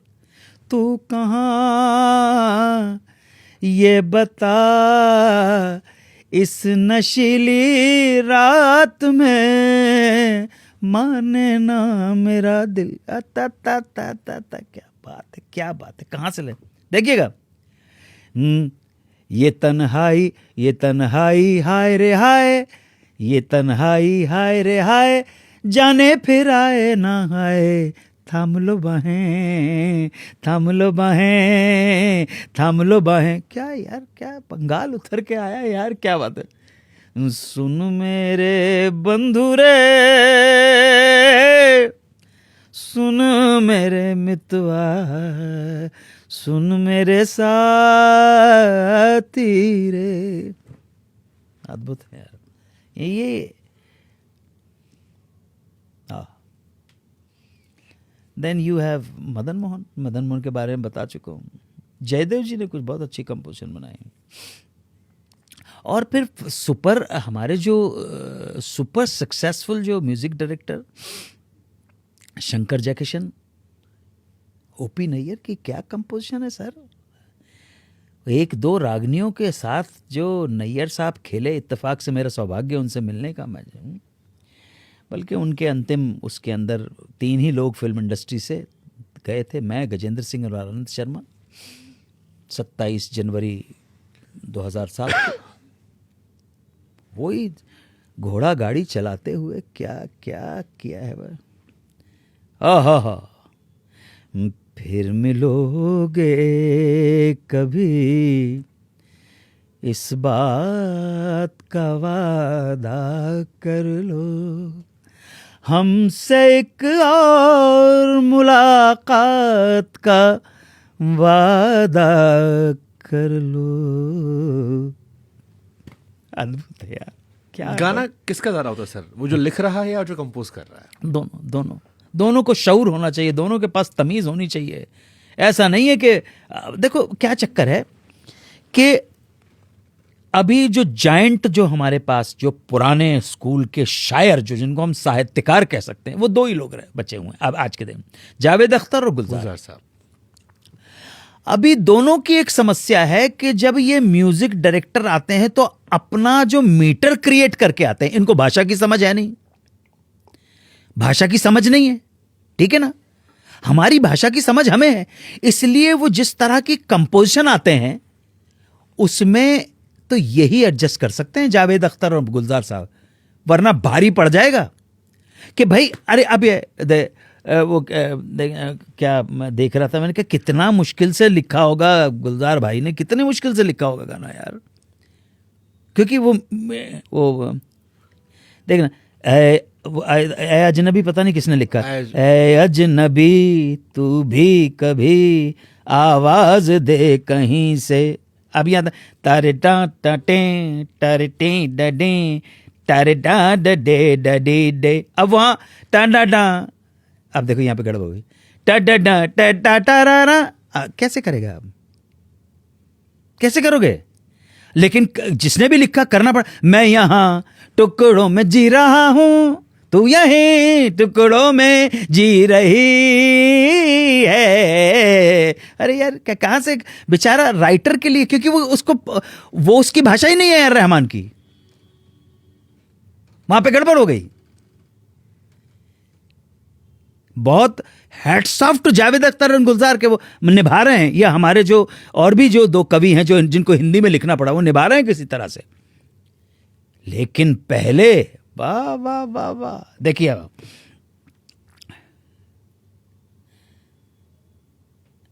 जो थके थके, मीटर क्या होता है, मीटर किसे बोलते हैं, रदीफ काफिया कैसे बोलते हैं, जो कंपोजिशन हो रही है कितने मात्रा के अंदर हो रही है।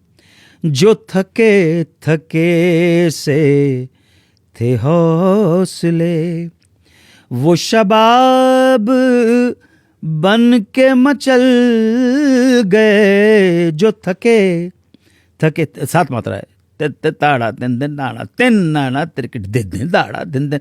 थके थके से थे हौसले, वो शबाब बन के मचल गए। वो नजर नजर से गले मिली तो बुझे चिराग भी जल गए। जो थके, अब हर जो नेक्स्ट जो शेर आ रहा है वो इसी तरह हो रहा है। वो शिकस्त दीद की करवटें भी बड़ी लतीफ़ो जमील थी। मैं नजर झुका के तड़प गया, वो नजर बचा के निकल गए। हर अंतरा से लेकिन एक पर्टिकुलर अंतरा जब आता है तो उस्ताद मेहंदी हसन बोलते हैं, जो खिले हुए हैं रविश रविश, वो हजार हुस्न चमन सही। जो खिले हुए हैं रविश रविश। वाई इस अंतरे के अंदर ऐसा बोला? क्योंकि रविश रविश जो है वो बंद लफ्ज हैं। अब देखिए पुराने स्टाइल से, वो खुद मैं उन्हीं का सुन के आपको सुना रहा हूं, पुराने स्टाइल में बोलता हूं। जैसे जिस तरह से दूसरे अंतरे कंपोजर, जो खिले हुए हैं रविश रविश रविश रविश, बोल तो बिगड़ गया। रविश रविश नहीं है भैया, रविश रविश है। आपका नाम शुभांकर है, राइट? शुभांकरा नहीं है ना, नहीं है ना। कोई बोले शुभांकरा, आपको भाई साहब सुनिए, ये मेरी भाषा का शब्द है, मेरे पूजनीय माता पिता ने रखा हुआ है। मेरा नाम शुभांकर है, शुभांकरा नहीं है। There is no word called Rama, it's Ram. There is nothing called yoga, it's योग। अगर आप योग के अंदर जब संधि करना चाहते हैं तो अभ्यास योगाभ्यास है। भाषा है, कुछ तो समझो यार। तो उन्होंने समझी, जिन म्यूजिक डायरेक्टर ने समझी, उनकी कंपोजिशन देखो। लेकिन अब आप उससे उम्मीद करें कि वो भाषा नहीं, वो अपना कंपोजिशन कर देता है बस। उसको पता है कि यहाँ पर गुलजार और जावेद अख्तर जैसे और भी हमारे, जिनका नाम अब साहित्य की कैटेगरी में जा सकता है, ये लास्ट 2 लोग 3 लोग बचे हुए हैं, बाकी तो सब चले गए अब। सो आपको समझना पड़ेगा। अभी देखना एक बार मैं बता रहा हूँ आपको, वो कौन सा गाना क्या बड़ा चला, वो पुराने ट्रेडिशन के अंदर गया और सुपरहिट गाना हो गया। थोड़ी फुर्सत बाहों को दीजिए, आज की रात मजा हुस्न का आंखों से लीजिए। आज की देखो बिल्कुल 90 तुले वर्ड आ रहे, क्यों नहीं आएगा? हिट होना ही है गाना, कैसे नहीं उठेगा? वक्त बर्बाद न बिन बात की बातों में कीजिए। देखिए बिल्कुल सही।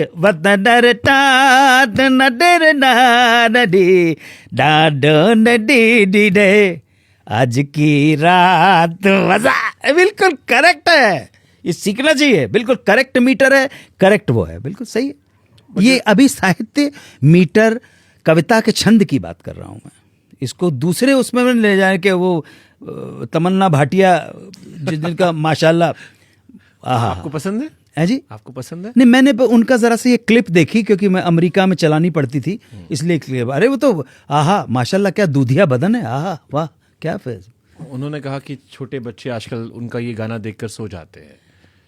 आज उन्होंने एक इंटरव्यू में कहा कि आज छोटे बच्चे, मैं खुश हूं कि माएँ अपने बच्चों को ये गाना सुनाती हैं और उसको सुन के बच्चे सो जाते हैं। वेरी गुड, बहुत अच्छा। पूछा कौन सा? कहा यही आज की रात हुस्न का मजा आंखों से लीजिए। वाह वाह। तो कितने उम्र के बच्चे सो जाते हैं? इसकी परिभाषा तो नहीं उन्होंने बताई, लेकिन नहीं, उनसे मैं होता तो जरा पूछता कितनी उम्र के सो जाते हैं। 70 साल का बच्चा भी हो सकता है भाई। देखो एक बात सुनो क्या है अंग्रेजी में कहते हैं ना, अंग्रेजी में एक बात कहते हैं, ही इज 70 years old। मैं 70 साल पुराना बच्चा हूं और वो जो है 11 साल का, ही इज 11 year old बुढ़ा। तो कौन सो जाता? अच्छी बात है। ये बहन तमन्ना भाटिया अपने गाने से या अपने शरीर से, अपने दूधिया जो वो है से चेहरे से अगर हमारे बच्चों को मीठी नींद सुला रही हैं तो बहुत अच्छा है यार। मुझे तो बहुत बहुत मतलब ये इस देश के ऊपर अत्यंत कृपा होगी, हमारे बच्चे मीठी और स्वस्थ नींद सोएं, वो बहुत अच्छी बात है बिल्कुल। और भी उनकी इच्छाएं कुछ हों तो भगवान उनको इतनी सामर्थ्य दे, उनको आशीर्वाद मिले कि वो इच्छाओं को पूरा कर सकें। यही मेरे लिए मेरा आशीर्वाद है उनके लिए। तो शौकीन 2 में कास्टिंग के लिए आप बोलते क्यों नहीं डायरेक्टर को? कौन डायरेक्टर था? कि शौकीन 2 बन सकती है अब तो फिर? नहीं यार, मुझे कोई मैंने, आप मेरी मैनेजर भी बैठी है, दोनों मैनेजर ने, आप पूछ लीजिए, मैंने कभी इनसे कहा कि यार इस तरह का कोई रोल लाओ मेरे लिए। मैं आई am not passionate about it, तो मजबूरी में आ गया इस लाइन में। मेरा पैशन ये सब नहीं है कि आप रोल करना है या संगीत अच्छा लगता, अच्छा सुनने में लगता। मैं वापस संगीत पे आता हूँ, इधर तमन्ना भाटिया बात नहीं, मेरी तमन्नाएं भी संगीत पे ज्यादा है। कोई बात नहीं। आप मीटर की बात कर रहे थे, फिर मैं देखता हूँ सर एक किशोर कुमार जैसा सिंगर है जिसने सीखा नहीं, बट जो गा गया वो ऐतिहासिक है, अमर है, सब पूरी जनरेशन कॉपी हो गई। 90s में जितने सिंगर आए 80% सिंगर किशोर कुमार बनना चाह रहे थे। इनफैक्ट आज भी अरिजीत सिंह भी, जो सबसे बड़े सिंगर है, वो कहते हैं कि मैं किशोर से इंस्पायर्ड हूँ। वो तो सीख कर ही नहीं आए थे। उससे क्या फर्क पड़ता है? फिर सारे मीटर, कला किसी के बाप की बपौती नहीं है, किसी के बाप की जागीर नहीं है। इसीलिए अगर आप देखेंगे, हमने हम जब बात करते हैं लाइक फादर लाइक सन, कि जीनियस फादर था और बेटा भी जीनियस निकला, नाम बहुत हुआ काम। इक्का या दुक्का मिसालें हैं। एक मिसाल मेरे सामने आती है, उस्ताद अल्लाह रखा और उस्ताद जाकिर हुसैन। बाप जीनियस, बेटा भी जीनियस। या एस.टी. बर्मन एंड आर.डी. बर्मन। मैं मानता हूं कि आर.डी. बर्मन ने एक जो जहां से लिया वो, लेकिन आर.डी. बर्मन की वो कंपोजिशन मैं आपको सुनाऊंगा कि आपके हाँ यार ये क्यों नहीं याद रखते यार? कौन सी? देखिए, अरे बहुत है, एक कंपोजिशन है, एक थोड़े कोई कंपोजिशन है यार। आर.डी. बर्मन ने, सुनिएगा, पॉपुलर गाने हूं, हम आर.डी. बर्मन को याद रखते हैं, पिया तू अब तो आ जा। हाँ ठीक है, उसमें भी उन्होंने उधर से इधर, कोई प्रॉब्लम नहीं। पूरा एबा को उन्होंने कॉपी किया, मिल गया दरा रे डरे डे डे डरा, वो सब। लेकिन नहीं, सुनिए, हम क्यों शिकवा करें झूठा, क्या हुआ जो दिल टूटा, हम क्यों शिकवा करें झूठा, क्या हुआ जो दिल टूटा, शीशे का खिलौना था, कुछ ना कुछ तो होना था, हुआ क्या हुआ। अरे क्या कंपोजिशन है यार, क्या कंपोजिशन है। और सुनो अभी उनका जो गाना बड़ा रीमैश या पता नहीं ये लोग मैशअप वगैरह क्या कहते हैं वो, ला ला ला ला ला ला ला ला ला, इसका इस फिल्म के 2 गाने बड़े बड़े अच्छे अच्छे हैं। मुझसे भला ये काजल तेरा, नैन बसे दिन रैन, सोनिए हो छोड़ बेदर्दी, ना चल मेरा नरने मैं बेचैन, नी सोनिए। अच्छी कंपोजिशन है, बहुत बढ़िया कंपोजिशन है, मच बेटर देन लल्ला ना। इसमें एक और कंपोजिशन बताए, छैया रे तारों की छैया, सैया रे चुपके से बैया, आई के पकड़ ली री बैया, ऐ क्या करूं है मैं क्या करूं। ये अपना है, अपना चलन है। इवन द लास्ट फिल्म उनकी 1947 लव स्टोरी, 1947 लव स्टोरी का जो गाना उनका बहुत ही ज़्यादा पॉपुलर हुआ, उसके पीछे वही वाली बात थी कि वो चले गए थे, और जो गाना पॉपुलर हुआ वो उन्होंने अपनी ही कंपोजिशन को रिपीट किया था। कुछ ना कहो, कुछ भी ना कहो, क्या कहना, सी ठीक है ना, क्या सुनना है, है समय का एक पल थम सा गया है, और इस पल में कोई नहीं है, बस एक मैं हूँ, बस एक तुम हो, ऐसा ही है ना कुछ। हाँ, एक ही और एक लड़की को देखा, उसमें जैसे भी बड़ी चर्चा होती है। हाँ, लेकिन ये गाना उन्होंने अपनी कंपोजिशन को, बस एक मैं हूँ, बस एक तुम हो, किसका रास्ता देखे है दिल है सौदाई, मीलों है खामोशी, बरसों है तन्हाई, भूली दुनिया कभी की तुझे भी मुझे भी, फिर क्यों आँख भराई, किसकार कुछ ना कहो, इधर उधर हल्का सा करके वो किया, और वो इट वर्कड, और चले भी गए थे वो। और हाँ, लास्ट में थोड़ा सा आदमी कुंठित हो जाता जब काम नहीं मिलता है। हाँ, मतलब बहुत अनफॉर्चुनेट वो था, मैंने सुना कि बहुत उनको काम नहीं मिला और बड़े उसमें चले गए थे वो। जब विनोद चोपड़ा ने कहानी सुनाई थी कि जब वो गए और वो भावुक हो गए कि पक्का मेरे पास काम है। That's also harsh reality of this industry. नहीं, ये पूरी दुनिया ही ऐसी है बॉस, पूरी दुनिया ही ऐसी है। हार्श इंडस्ट्री अपने समाज का एक हिस्सा है। जो समाज में घट रहा होता है वही किसी ना किसी रूप से उस फिल्म इंडस्ट्री में आ जाता है, उन फिल्मों में आने आ जाता है। फिल्म इंडस्ट्री में जो बनाया जाता है कोई मार्स प्लैनेट से, इलॉन मस्क के स्पेस स्टेशन से नहीं आता है, आपके समाज से ही आता है भाई। वैसे समाज में सर वकील बड़ा अच्छा काम करते हैं, और जब आप वकील बनते हो तो कहर ढा देते हो। अरे नहीं यार, मैं तो देखा भी नहीं मैंने तो। ऐतराज में आप बने, बैरिस्टर राम चौथरानी साहब, हाँ। कहर ढा दिए। जॉली एलबी 2 में बने वकील प्रमोद माथुर साहब, अब फिर आ रही है जॉली एलबी नई वाली। पिछली बार तो एकदम तहलका मचा दिए थे आप और सौरभ शुक्ला, मतलब मेरे को लगता है one of the best court room scene. Saurabh director बहुत अच्छा लगा मुझको। सौरभ के साथ मैंने एक फिल्म में काम किया, बहुत ही कूल डायरेक्टर, बहुत अच्छा तजुर्बा रहा डायरेक्टर सौरभ ने। टीजर आया उनका नए वाले का कि इस बार सुना दोनों वकील आ रहे हैं साथ में, पिछली बार क्या उखाड़ लिए थे जैसा उखाड़ लिए। He's a cute man, I like him। Saurabh ji, हाँ। मुझे जानने का मौका नहीं मिला, लेकिन एक फिल्म में काम किया मैंने। उन्होंने अपने उस टीजर के बगल में एक लाफिंग बुद्धा भी रखा था, वैसे ही गोल मटल पेट सा। I enjoyed working with him when he was directing। 4-5-7 दिन का ही काम था। एक ड्राई डे करके एक फिल्म आई थी, वो बहुत अच्छा लगा। एक विजय मौर्य करके एक डायरेक्टर है, उसके साथ भी काम करके बहुत अच्छा लगा। मेरी एक क्या बोलते हैं उसको, OTT का क्रैश कोर्स करके प्राइम क्या क्या अमेजोन के लिए। तो 2-4-5 शुजीत सरकार के साथ बहुत अच्छा लगा। अभिषेक शर्मा के साथ भी काम बहुत अच्छा, बहुत अच्छा, कूल, बड़ा अच्छा समझने वाले कि भाई देख भाई ये इसके अंदर ऐसा है तो है। जानना मुझे वकील बनने कहाँ मजा है, जॉली एलबी में, ऐतराज में? नहीं नहीं नहीं, ये तो फिल्मी लोग हैं। मेरा अगला सवाल इसी पे नसर, इसलिए पूछ ले रहा हूँ। नहीं कुछ नहीं, मैंने फिल्में देखी भी नहीं है, और जो स्क्रिप्ट के मैं देखा, जो भी हमारे कमर्शियल फिल्में वाले बनाते हैं वो अधजल गगरी छलकत जाए है फिल्म। आप कभी अगर वकील को बैकग्राउंड में लेके मैंने कभी फिल्म बनाई तो उसमें उससे सवाल पूछिएगा आप।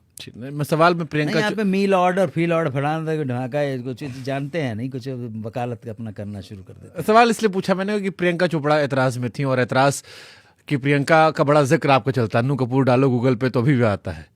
ऐसा रहा कि शिकायत रही आपको कि क्यों उन्होंने मना कर दिया था? नहीं वो उसमें था ना भाई अपना ये सात खून माफ में। हाँ, 7 खून माफ में 21 सीन मना कर दिया था। नहीं ऐसा नहीं हुआ था। उन्होंने भी बाद में कहा कि ये सब रविश बातें हैं, फालतू इसको। नहीं वो क्या था कि जब विशाल भारद्वाज ने डायरेक्ट की थी ना, तो उसने कहा कि प्रियंका के जो मरहूम फादर जो बेचारे कर्नल साहब, बहुत बहुत बढ़िया आदमी, तो भाई साहब कभी भी मिलना हो जाता, अरे कर्नल साहब आते तो मैं तो उसको सेट के ऊपर बेटा ये करके, अब जब 7 सीन करना है तो जाहिर है कि वो हिचकिचाएगी।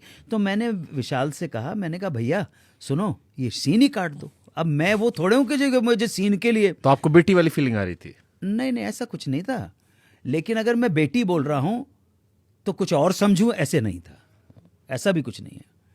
मेरी जो वासनात्मक ज़रूरतें हैं वो इसी जगह पूरा करने की मुझे ज़रूरत नहीं है। आप समझ रहे मेरी बात जी? तो विशाल भारद्वाज ने कहा नहीं सर, सीन मैंने लिखा है, ऐसे थोड़े काट दूंगा, आप देखिएगा मैं कैसे करता हूँ। मैं ठीक है कोई प्रॉब्लम नहीं, ये कोई बड़ा मुद्दा नहीं है। तो मैंने तो इस तरह के सीन्स इससे पहले भी फिल्म्स में किए हैं, जैसे एक प्रोफेशनल आदमी करता है, उसका कोई प्रॉब्लम नहीं। फिर उसके बाद जब ये आया और उठा के जी उन्होंने हो सकता है किसी का पब्लिसिटी स्टंट हो, अब ये पब्लिसिटी स्टंट आप मुझसे उम्मीद मत करना। I am too dull a person, I am not bothered about this. So उन्होंने कहा कि वो ये कि उन्होंने साहब अन्नू कपूर को किस करने, मैंने कहा ठीक है यार उसकी अपनी मर्जी है भाई।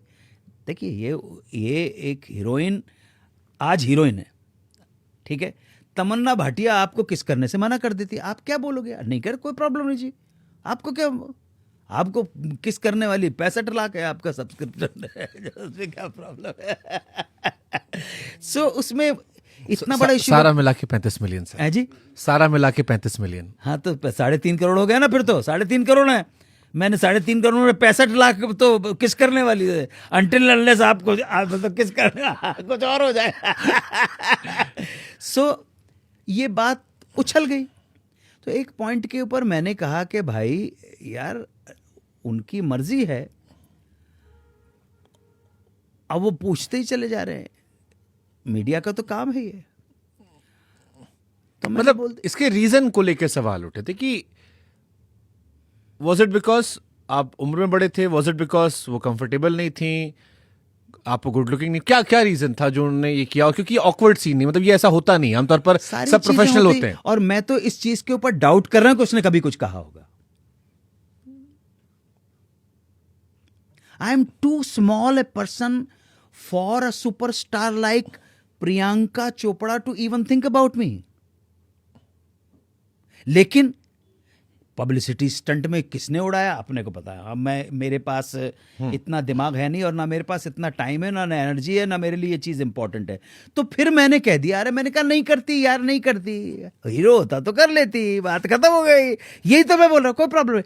और ये बात तो सही है बॉस, जब तक आप हीरो नहीं बन जाते हो, आप हीरो बन गए, फिर समीकरण जो है वो बदल जाए। अभी नवाज भाई ने किया है, नवाज भाई ने किया अपने 24-26 साल छोटी लड़की को किस, और कह रहे थे बड़ा सॉफ्ट लगता है, हमारी पॉडकास्ट में कहा।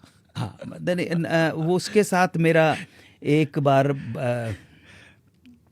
गोवा के अंदर साबका पड़ा था, नवाजुद्दीन सिद्दीकी की बात कर रहे हैं ना। तो मुझे किसी क्लब ने वो किया कि आप नवाजुद्दीन सिद्दीकी का इंटरव्यू ले लीजिएगा। तो मैंने पूछा, मैं स्टडी करके गया कि एमएससी में उसने केमिस्ट्री में एमएससी किया हो, तो मैं तो बड़ा प्रभावित हो जाता हूँ, मुझे वैज्ञानिक चित्त का आदमी हूँ, और मेरे मन में आदर भी हो जाता है ऐसे व्यक्तियों का, यार आपको एमएससी में किया, मैं तो 10वीं पास ही कर पाया। तो मैं जितना भी उनसे पूछने की कोशिश करूं वो कुछ बात ही नहीं खुले। तो मैंने कहा कि शायद थोड़ा लाइटर मूड में ले जाऊं, तो मैंने कहा कि अच्छा आपके जीवन में प्रेम प्रसंग हुए हों।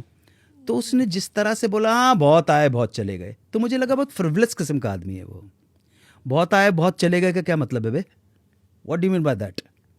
ये बहुत ही सस्ते किस्म का एक कमेंट होता है। जैसे अभी आप ही बोल रहे थे कि वो 26 साल की लड़की का जो हुआ था बड़ा अच्छा लगा, सॉफ्ट लगा। हाँ, बहुत बहुत सॉफ्ट लगा। यही, हाँ तो ठीक है, अगर लगा भी होगा तो पब्लिक प्लेटफॉर्म पर बोलने की, सच बोलने का ठेका तूने ले रखा है क्या? सच बोलने का ठेका तूने ले रखा है। इट सीम्स लाइक आप दोनों की कॉन्वर्सेशन बहुत अच्छी नहीं गई। एक उसके पास मेरा जवाब देने का वही तो कुछ था ही नहीं, तो मुझे बोलना पड़ा। तो मुझे जिन्होंने बुक किया था कि सर आप ही बोल रहे थे, मैंने कहा तुमने किसको लाके सामने बिठा दिया मेरे? फ्रैंक बात तो ये थी, गोवा में था ये, और मैं उस वक्त सचिन तेलंग मेरे साथ थे। मैंने कहा सचिन किसके सामने लाके बिठा दिया ये? और जब कोई भी व्यक्ति किसी लड़की के बारे में जब इस तरह के कमेंट करता है तो मुझे वो छिचोरा लगता है, वो मुझे अच्छा नहीं लगता है। आपको यहां पे कुछ जगहों के ऊपर सच बोलने की जरूरत नहीं है। एक स्त्री का सम्मान रखने के लिए, एक स्त्री का मान सम्मान रखने के लिए जरूरी नहीं है कि आप इन शब्दों का इस्तेमाल करें। घुमा के कैसे? आपकी भाषा है, आप इंग्लिश में थोड़े बोल रहे हैं।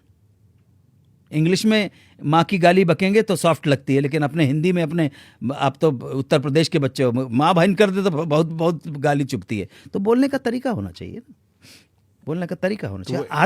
आदर स्त्री के प्रति आदर, आप किसी की भी बात करें आप उसके प्रति आदर बना के रखिए। आप बड़े पब्लिक प्लेटफॉर्म पे बैठे हुए हैं, मुझे कोई फर्क नहीं पड़ता है, मुझे कुछ फर्क नहीं पड़ता है। उस इंटरव्यू में जिस तरह से उन्होंने आपको जवाब दिया, आपको लगता है आपका भी अनादर किया? मेरा अनादर क्या करेगा? मैं तो उठा के फेंक दूंगा। उसने अपना आपका अनादर किया, मेरा अनादर ऐसे नहीं हो सकता सर। महाराष्ट्र मेरी कर्म भूमि है, ध्यान रखिएगा आप। हाँ, सीधी सिंपल सी बात है। हाँ, वो मेरी कर्म भूमि है, और मैं अपनी कर्म भूमि के लिए, अपनी जन्मभूमि के लिए और मातृभूमि के लिए मैं बहुत सचेत हूं और बहुत मेरा क्या अपमान करेंगे आप? मैं आपका अपमान नहीं कर रहा हूं। मैं तो सर, मुझे तो प्रोड्यूसर ने आपके सामने बिठाया है, आप प्रश्न पूछेंगे और मैं सवाल का जवाब दूंगा। आप बड़े प्यार से इतना आदर दे रहे हैं, आपने 2 आदर दिया, मैं 5 आपको आदर दूंगा। बड़ी सिंपल सी बात है। उसने ऐसी कोई अनादर वाली बात मुझसे कही नहीं है। अनादर वाली बात तो कर भी नहीं सकता है। क्या करेगा मुझसे अनादर वाली बात? मुझसे क्या करेगा अनादर वाली बात? अनादर शब्दों में नहीं होता, कई बार भाव में होता है। और उसका भाव क्या है? जैसे आपको बात याद रह गई कि बड़े आए बड़े गए, आपको लगा कि हाँ, ये मुझे लगा कि मैं प्रेम प्रसंग की अच्छा कुछ तो बोलो, कुछ तो बोलो। वो कुछ बोल ही नहीं रहा था। मैंने कहा ठीक है। तो शायद मैंने कहा लाइटर मूड में, शायद एमएससी पता नहीं कैसे, कौन सा सर्टिफिकेट मिल गया, कहाँ से कुछ किया। भाई अगर आप मुझसे आज कहते कि आपने साहित्य में प्रयाग विश्वविद्यालय से हिंदी साहित्य में किया है, तो मैं आपको उसी तरह सवाल पूछूंगा ना। मैं आपसे फिल्मी गानों के सवाल नहीं पूछूंगा, मैं पूछूंगा आपके कौन कौन से साहित्यकार पसंद है, आप वो कविता अगर मुझे सुनाए तो। यही सवाल पूछना चाहिए ना भाई, और कैसे पूछूंगा मैं आपसे? मस्तराम की कविता तो थोड़े पूछूंगा, सीधी सिंपल सी बात है। तो वो सोच के मैंने उससे वो सवाल पूछे। मैं तैयार करके आया था कि अपने बारे में बताएं, माता पिता कहाँ थे, कहाँ पढ़ना हुआ। लेकिन उसका जो वो था, वो शायद बात नहीं करना चाहता था। मैं भी बेवकूफ़ था, मुझे भी समझ जाना चाहिए कि बंदे के पास कुछ है ही नहीं तो बात क्या करेगा। तो लेकिन टाइम तो है, वहाँ 800 लोग बैठे हुए हैं, और वो बहुत बड़ा स्टार है, तो कुछ तो करना चाहिए। कलाकार स्टार में अंतर क्या होता है sir?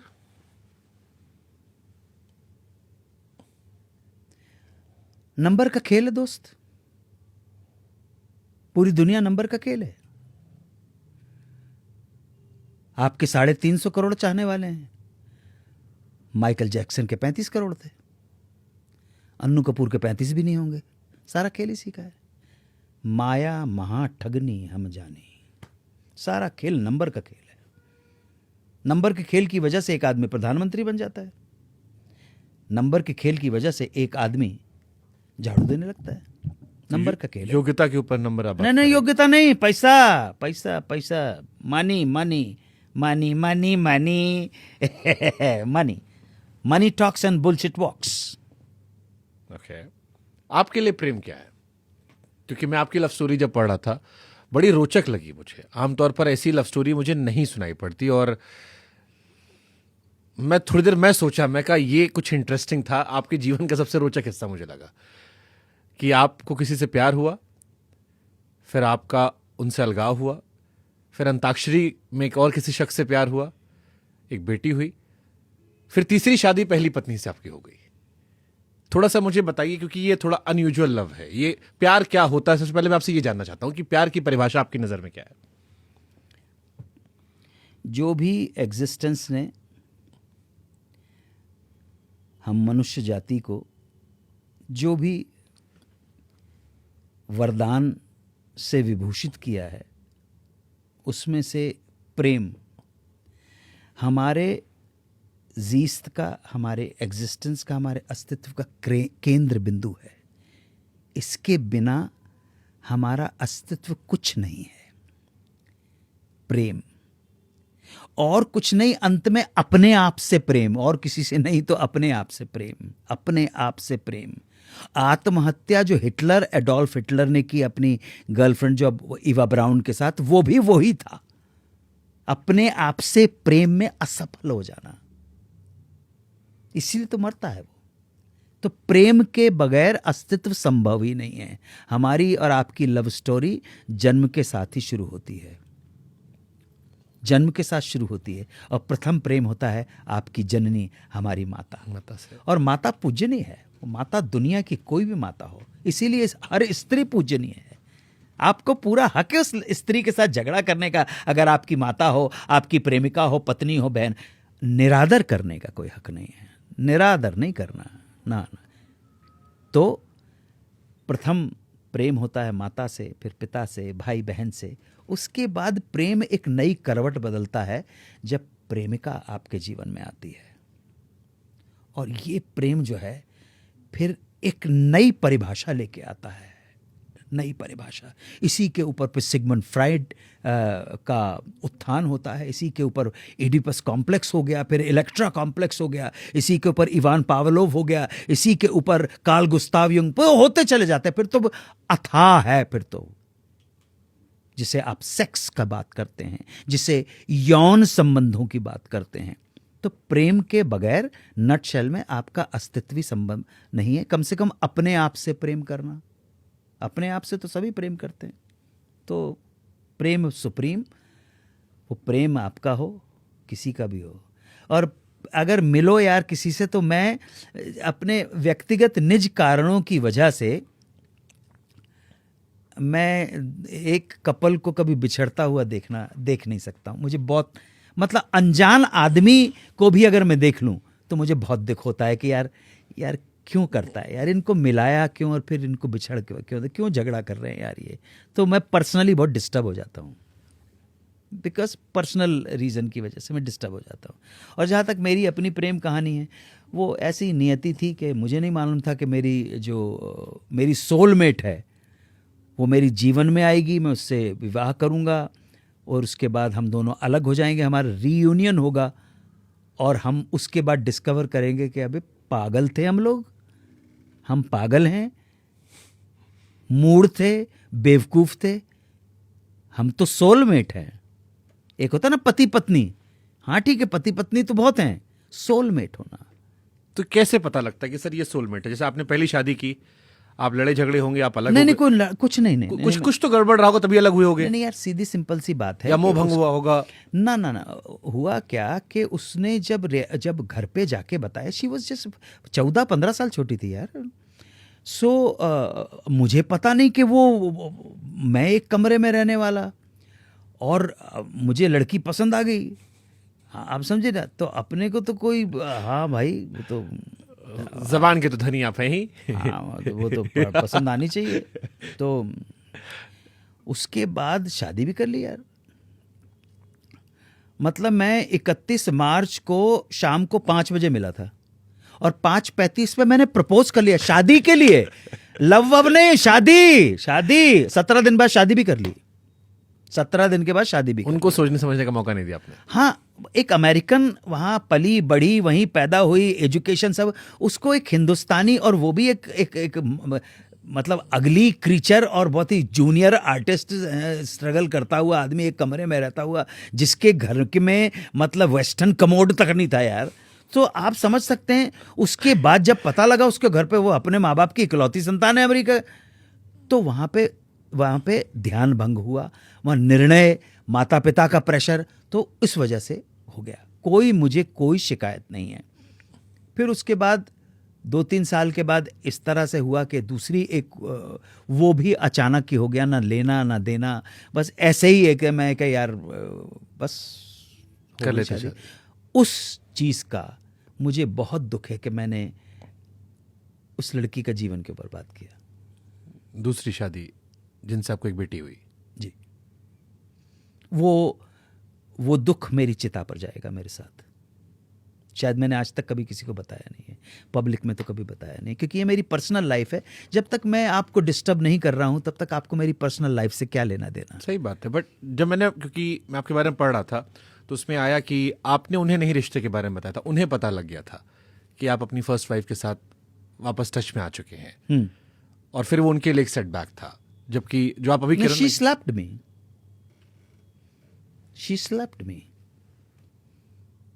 slapped me and she asked for the divorce, not me. She shouldn't have taken that rash decision. Anyway, just forget it. Just forget it. ठीक है। मेरी गलती है, और इस जन्म में उस दोष से मैं मुक्त तो नहीं हो पाऊंगा। मेरी वो चिता के साथ ही जाएगा, वो दुख है। मैं अपनी तरफ से पूरी कोशिश करता हूं कि जो भी मेरे हाथ में संभव है वो उनके लिए करूं मैं, और अपने जीवन की आखिरी सांस तक उनके लिए करूंगा मैं। लेकिन या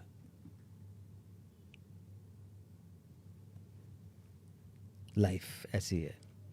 बट लेकिन उसी कारण से, मतलब अगर आप, are you married? Not it sir. हाँ, तो भगवान ना करे कि आपके और आपके जो भी आए आपके जीवन में, आपकी जीवन संगनी, उसके बीच में कोई भी ज़रा सा भी ड्रिफ्ट होते हुए मेरे को बहुत तकलीफ होती है, जबकि मैं आपको जानता नहीं हूँ। इसी वजह से? हाँ, बस इसी वजह से। किसी भी अनजान जोड़ा भी चला रहा था, तो मेरे मन में से, मेरे हृदय में से उनके लिए आशीर्वाद निकलता है हमेशा, दोनों सुखी रहो, ऐसे ही रहना, प्यार में रहना, अलग मत होना। I am so टची about this subject. मैं किसी लड़की को दुखी नहीं देख सकता, और मैं कभी भी नहीं चाहता हूं कि कोई लड़का, झगड़ो आप, लेकिन झगड़ा एक मर्यादा के अंदर होना चाहिए। मैं किसी स्त्री का अपमान नहीं देख सकता हूं, किसी भी लड़की का नहीं देख सकता, ये तो डेफिनेटली बात है। और मैं बिल्कुल ये भी नहीं पसंद करता कि कोई लड़की किसी लड़के का अपमान करे। थोड़ा सा ये पूरी दुनिया, जो मुझे पिछले साल जो मुझे डॉक्टरेट मिली है, उस पर ये लिखा हुआ है कि अन्नू कपूर का ये मानना है कि इस दुनिया ने बहुत जीनियस हर क्षेत्र में प्रोड्यूस किए हैं। बड़े बड़े डॉक्टर्स बनाए हैं, साइंटिस्ट बनाए हैं, आर्किटेक्ट्स बनाए हैं, बड़े बड़े सिंगर्स बनाए हैं, डांसर्स बनाए हैं, एक्टर्स बनाए हैं। This world will be more blessed if it can produce good human being, and unfortunately the world has stopped producing good human doesn't produce. संसार का अंत तो नहीं है। ये जितने भी धमकियां तुमको देते हुए मिलते हैं कि थर्ड वर्ल्ड वॉर हो जाएगा और न्यूक्लियर वो हो जाएगा, ये सब धमकियां हैं। इनको सबको बहुत अच्छी तरह से मालूम है कि हम तो डूबे हैं सनम, तुमको भी ले डूबेंगे। कुछ नहीं होने वाला। और हमारा देश तो अपने बेस्ट पीरियड से गुजर रहा है। बहुत अच्छा पीरियड है ये, बहुत अच्छा पीरियड है, बहुत अच्छा पीरियड है। आप देखिए हमारी बच्चियां कहाँ कहाँ पूरे दुनिया के अंदर स्त्री आगे बढ़ रही है। मैंने कल यहाँ की जो चीफ मिनिस्टर है उनसे कहा कि मैं आपके लिए प्रार्थना करूँगा कि आप पुरुषों का बनाया हुआ समाज कहाँ पे पहुँच चुका है, तुम्हारा और हमारा बनाया हुआ। हमने अपने जंजाल में, अपने स्वार्थ में स्त्री जाति को ऐसा फंसाया है, फंसा लिया। द्रौपदी जाती है भीष्म पितामह के पास आशीर्वाद लेने, चरण स्पर्श करती है। भीष्म पितामह कहता सदा सौभाग्यवती भव, तुम्हारा सुहाग जिंदा रहे। आशीर्वाद उसको नहीं दे रहे, उसके खसम को दे रहे हैं, उसके पति को दे रहे हैं। जिस पति ने प्रॉपर्टी समझ के एक स्त्री को जुए की ताव पे लगा दिया, ये इज्जत आज नहीं लगा सकते बॉस, आज नहीं लगा सकते। नारी का सशक्तिकरण उसे बहुत आगे ले गया है। तो एक जरूरत है, मैंने आपकी चीफ मिनिस्टर को कहा, जरूरत है कि एक मौका दिया जाए, स्त्री हमें लीड करे, संसार को लीड करे। युद्ध होते हैं, युद्ध में लोग मरते हैं। मरने वाला किसी का भाई हो या ना हो, किसी का पति हो या ना हो, एक मां का बेटा जरूर होता है। ये दुनिया की सारी माएं अगर इकट्ठी हो जाएं कि हम अपने बच्चों को अब लड़ने के लिए नहीं भेजेंगे, तुझे कसम है तू, तो शायद हो सकता है इस दुनिया में शांति। थोड़ा सा ठीक जगह बनाओ यार। किसी ने मुझसे सर एक पॉडकास्ट में कहा था कि किसी का पिता पढ़ा लिखा हो तो जरूरी नहीं कि उसकी औलाद भी पढ़ी लिखी होगी, बट अगर माँ पढ़ी लिखी हो तो गारंटी है कि बच्चा पढ़ा लिखा होगा। भैया, माँ से बड़ी कोई हस्ती नहीं है, माँ से बड़ी कोई हस्ती नहीं है, माँ से बड़ी कोई हस्ती नहीं है। आपके माता पिता, उनके जैसा कोई नहीं है। यार कॉमेडी वाली बात करो यार, ये क्या बात कर रहे हो तुम लोग। आपकी फिल्मों पे सर आते हैं सर अब, क्योंकि एंड आ गया है। गंदी बात करो आप, ये क्या है। खत्म करते सर, एंड पार्ट आपका है। मैं आपकी फिल्मों का नाम लूंगा सर जी। हम सबको आपने खूब हंसाया है, रुलाया है। मैंने फिल्में ही नहीं देखी हैं, तुम फ्लॉप हो जाओगे। मैंने फिल्में ही नहीं देखी हैं। फिर भी थोड़ा कोशिश करते। हाँ जी। मैं कुछ फिल्मों की रैपिड फायर तरह खेल लेते हैं। मैं आपकी 2 फिल्मों का नाम लूंगा, आपको चूज करना होगा। जी। मंडी या mister India? Mister India. Okay. Mister India या तेजाब? तेजाब मैंने देखी नहीं है, ना मिस्टर इंडिया देखी है, लेकिन मिस्टर इंडिया का काम मुझे याद है। Mister India Ram Lakhan? Obviously mister India. Mister India या एतराज? Mister India. मिस्टर इंडिया 7 खून माफ? 7 खून माफ। 7 खून माफ या विक्की डोनर, जिसके लिए आपको अवार्ड मिला? नहीं, इसलिए नहीं कि विक्की डोनर के लिए अवार्ड मिला है, बल्कि विक्की डोनर इस हमारे कंट्री के अंदर जो ओरिजिनल कुछ कंटेंट बना है उनमें से एक फिल्म है। और ओरिजिनल कंटेंट आपके देश में 2% बनता है, उनमें से एक फिल्म है विक्की डोनर, ओरिजिनल कंटेंट है उसका। हार्ड सब्जेक्ट था, मतलब उस टाइम के हिसाब से। कितनी खूबसूरती के साथ जूही और शुजीत ने उसको निभाया है। लोग फैमिली के साथ देखने जाते हैं, ये है उस डायरेक्टर की खासियत। और असहज नहीं होते? बिल्कुल नहीं सर, बिल्कुल नहीं। ये शुजीत और हम लोग चले जाएंगे तब उसके बाद समाज को पता पड़ेगा कि क्या फिल्म बनाई है। वही वाली बात कि जीते जी लोग इज्जत नहीं करते। हाँ, कोई बात नहीं, no problem. But that's a special film.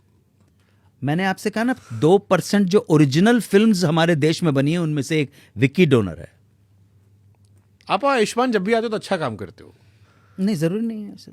मतलब फिर भी आप दोनों की जोड़ी अच्छी लगती है। वो उसको अच्छी लगी होगी राज को कि वो ले लिया उसको के। ड्रीम गर्ल में भी फिर आप लोग आए। हाँ, ना मैंने पहली देखी है ना दूसरी देखी है, तो मैं कुछ कह नहीं पाऊंगा। लेकिन लोगों का कभी कभी ऐसे आप जैसे जो मिल जाते हैं भाई, तो कहते हैं यार उसमें वो क्या, तो तब पता पड़ता है अच्छा ठीक ठाक हो गया होगा काम, अच्छा लगा होगा काम। एक कोई लाल किले की कहानी आप बता रहे थे मुझे, कौन सी? आपने जिक्र किया था लाल किले की एक खूबसूरत कहानी है। अच्छा, अच्छी कहानी, प्रेरणादायक कहानी है। क्या हुआ कि बरसों पहले की बात है कि लाल किले पे एक कवि सम्मेलन था, मुशायरा था। उसमें बड़े बड़े साहित्यकारों ने भाग लिया।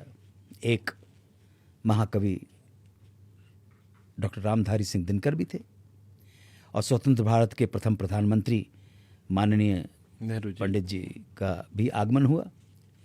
सो सीढ़ियाँ थी, सीढ़ियों पे पंडित जी तेज़ी से चढ़ने लगे, और पीछे ही दिनकर जी भी थे। और पंडित जी का ऊपर चढ़ते चढ़ते सीढ़ियों पे हल्का सा पैर फिसला और नीचे बैलेंस बिगड़ गया, और पीछे क्योंकि दिनकर जी थे, दिनकर जी ने संभाल लिया, उन्हें गिरने से बचा लिया। तो पंडित जी ने कहा थैंक यू वेरी मच, धन्यवाद।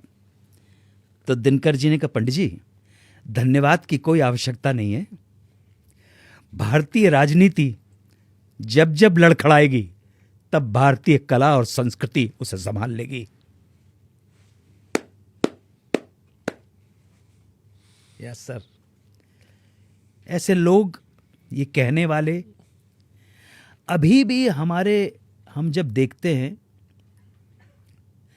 मैं उर्दू के कुछ शायरों को सुनता हूं जो यंगस्टर्स हैं, इतना बेहतरीन लिख रहे हैं जिसकी कोई हद नहीं है, इतना बेहतरीन लिख रहे हैं कि मैं आपको बता नहीं सकता हूं। क्या चिंतन है, क्या चिंतन है। कोई लाइन अगर आप सुनाना चाहो। धोखा है एक फरेब है मंजिल का हर ख्याल, धोखा है एक फरेब है मंजिल का हर ख्याल, सच पूछो तो सारा सफर वापसी का है। सच यही है। यंग लड़का लिख रहा है यार, यंग लड़का लिख रहा है। क्या लिख रहा है यार, मैं आपको पढ़ के सुनाता हूँ। हा, एक से देना भाई, कहाँ है, एक सेकंड जरा। सुनो भैया सुनो, इसके साथ ही आज वो करेंगे। तो पता नहीं क्या यार, दूसरी बार यार नीरज तुम जहाँ पे ले आते ऐसे सवाल पूछवाते हो जहाँ, मैं तो बड़ा सेंसिटिव आदमी हूँ ना, मैं तो आंसू तो मैं लुटाने के लिए तैयार रहता हूँ। आंसू, एक मिनट देना मेरी सिस्टर के। सलीम साहब ने सर एक लाइन कही थी आंसुओं पे, हाँ कि आंसू अगर निकलें तो खुद पूछिएगा, हाँ, अगर लोग पूछने आए तो वो सौदा करने लगेंगे।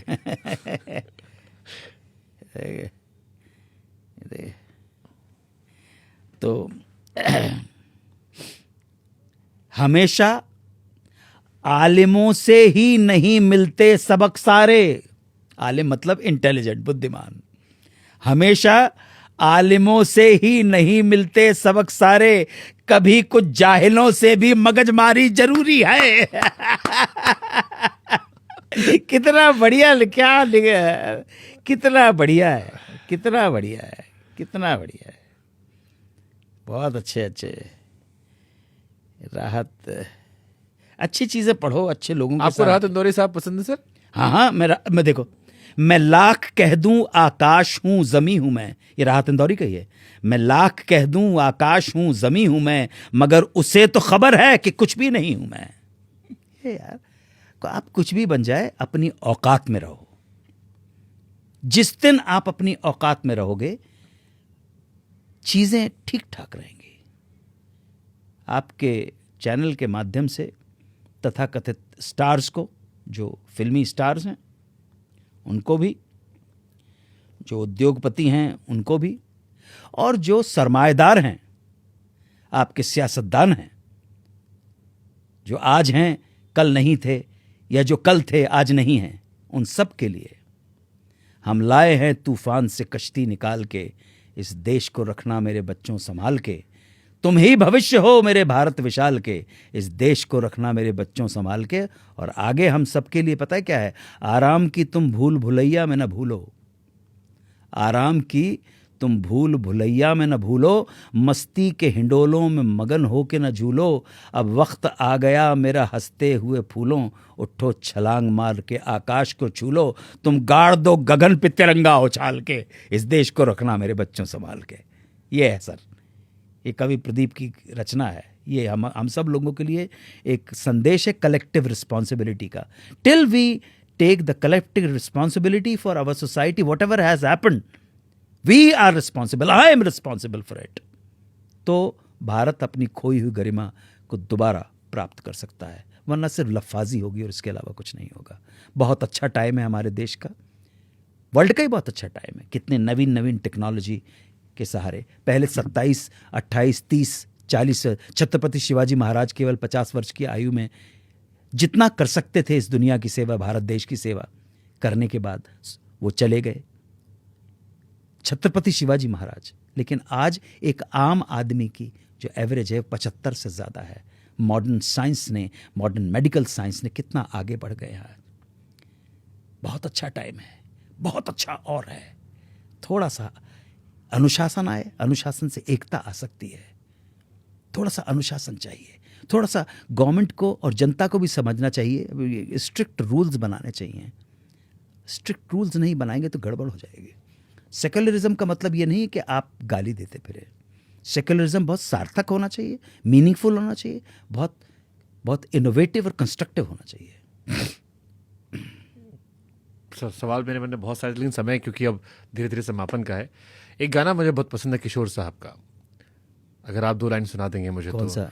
आदमी जो कहता है जिंदगी भर वो सदाएं पीछा करती हैं, किशोर साहब का कुछ भी।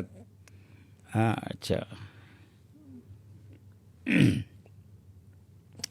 वही जो मैं गुनगुना रहा था, वो उसी गाने को गुनगुना देता हूँ।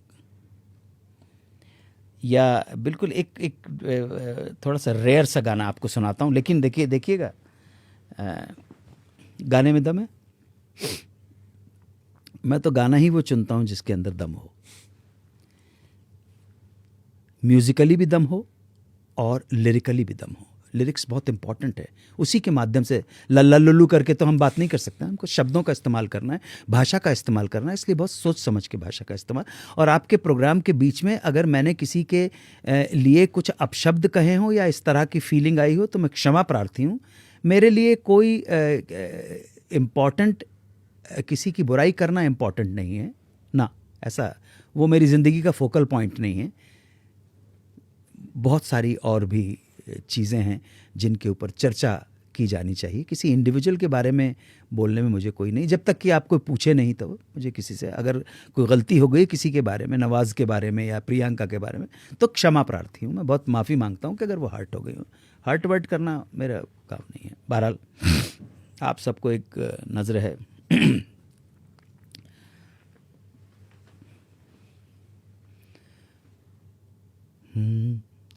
खुशी दो घड़ी की मिले ना मिले,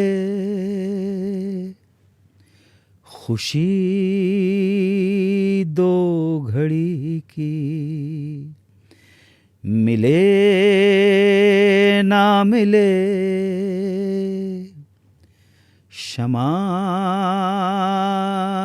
आरज़ू की जले ना जले, खुशी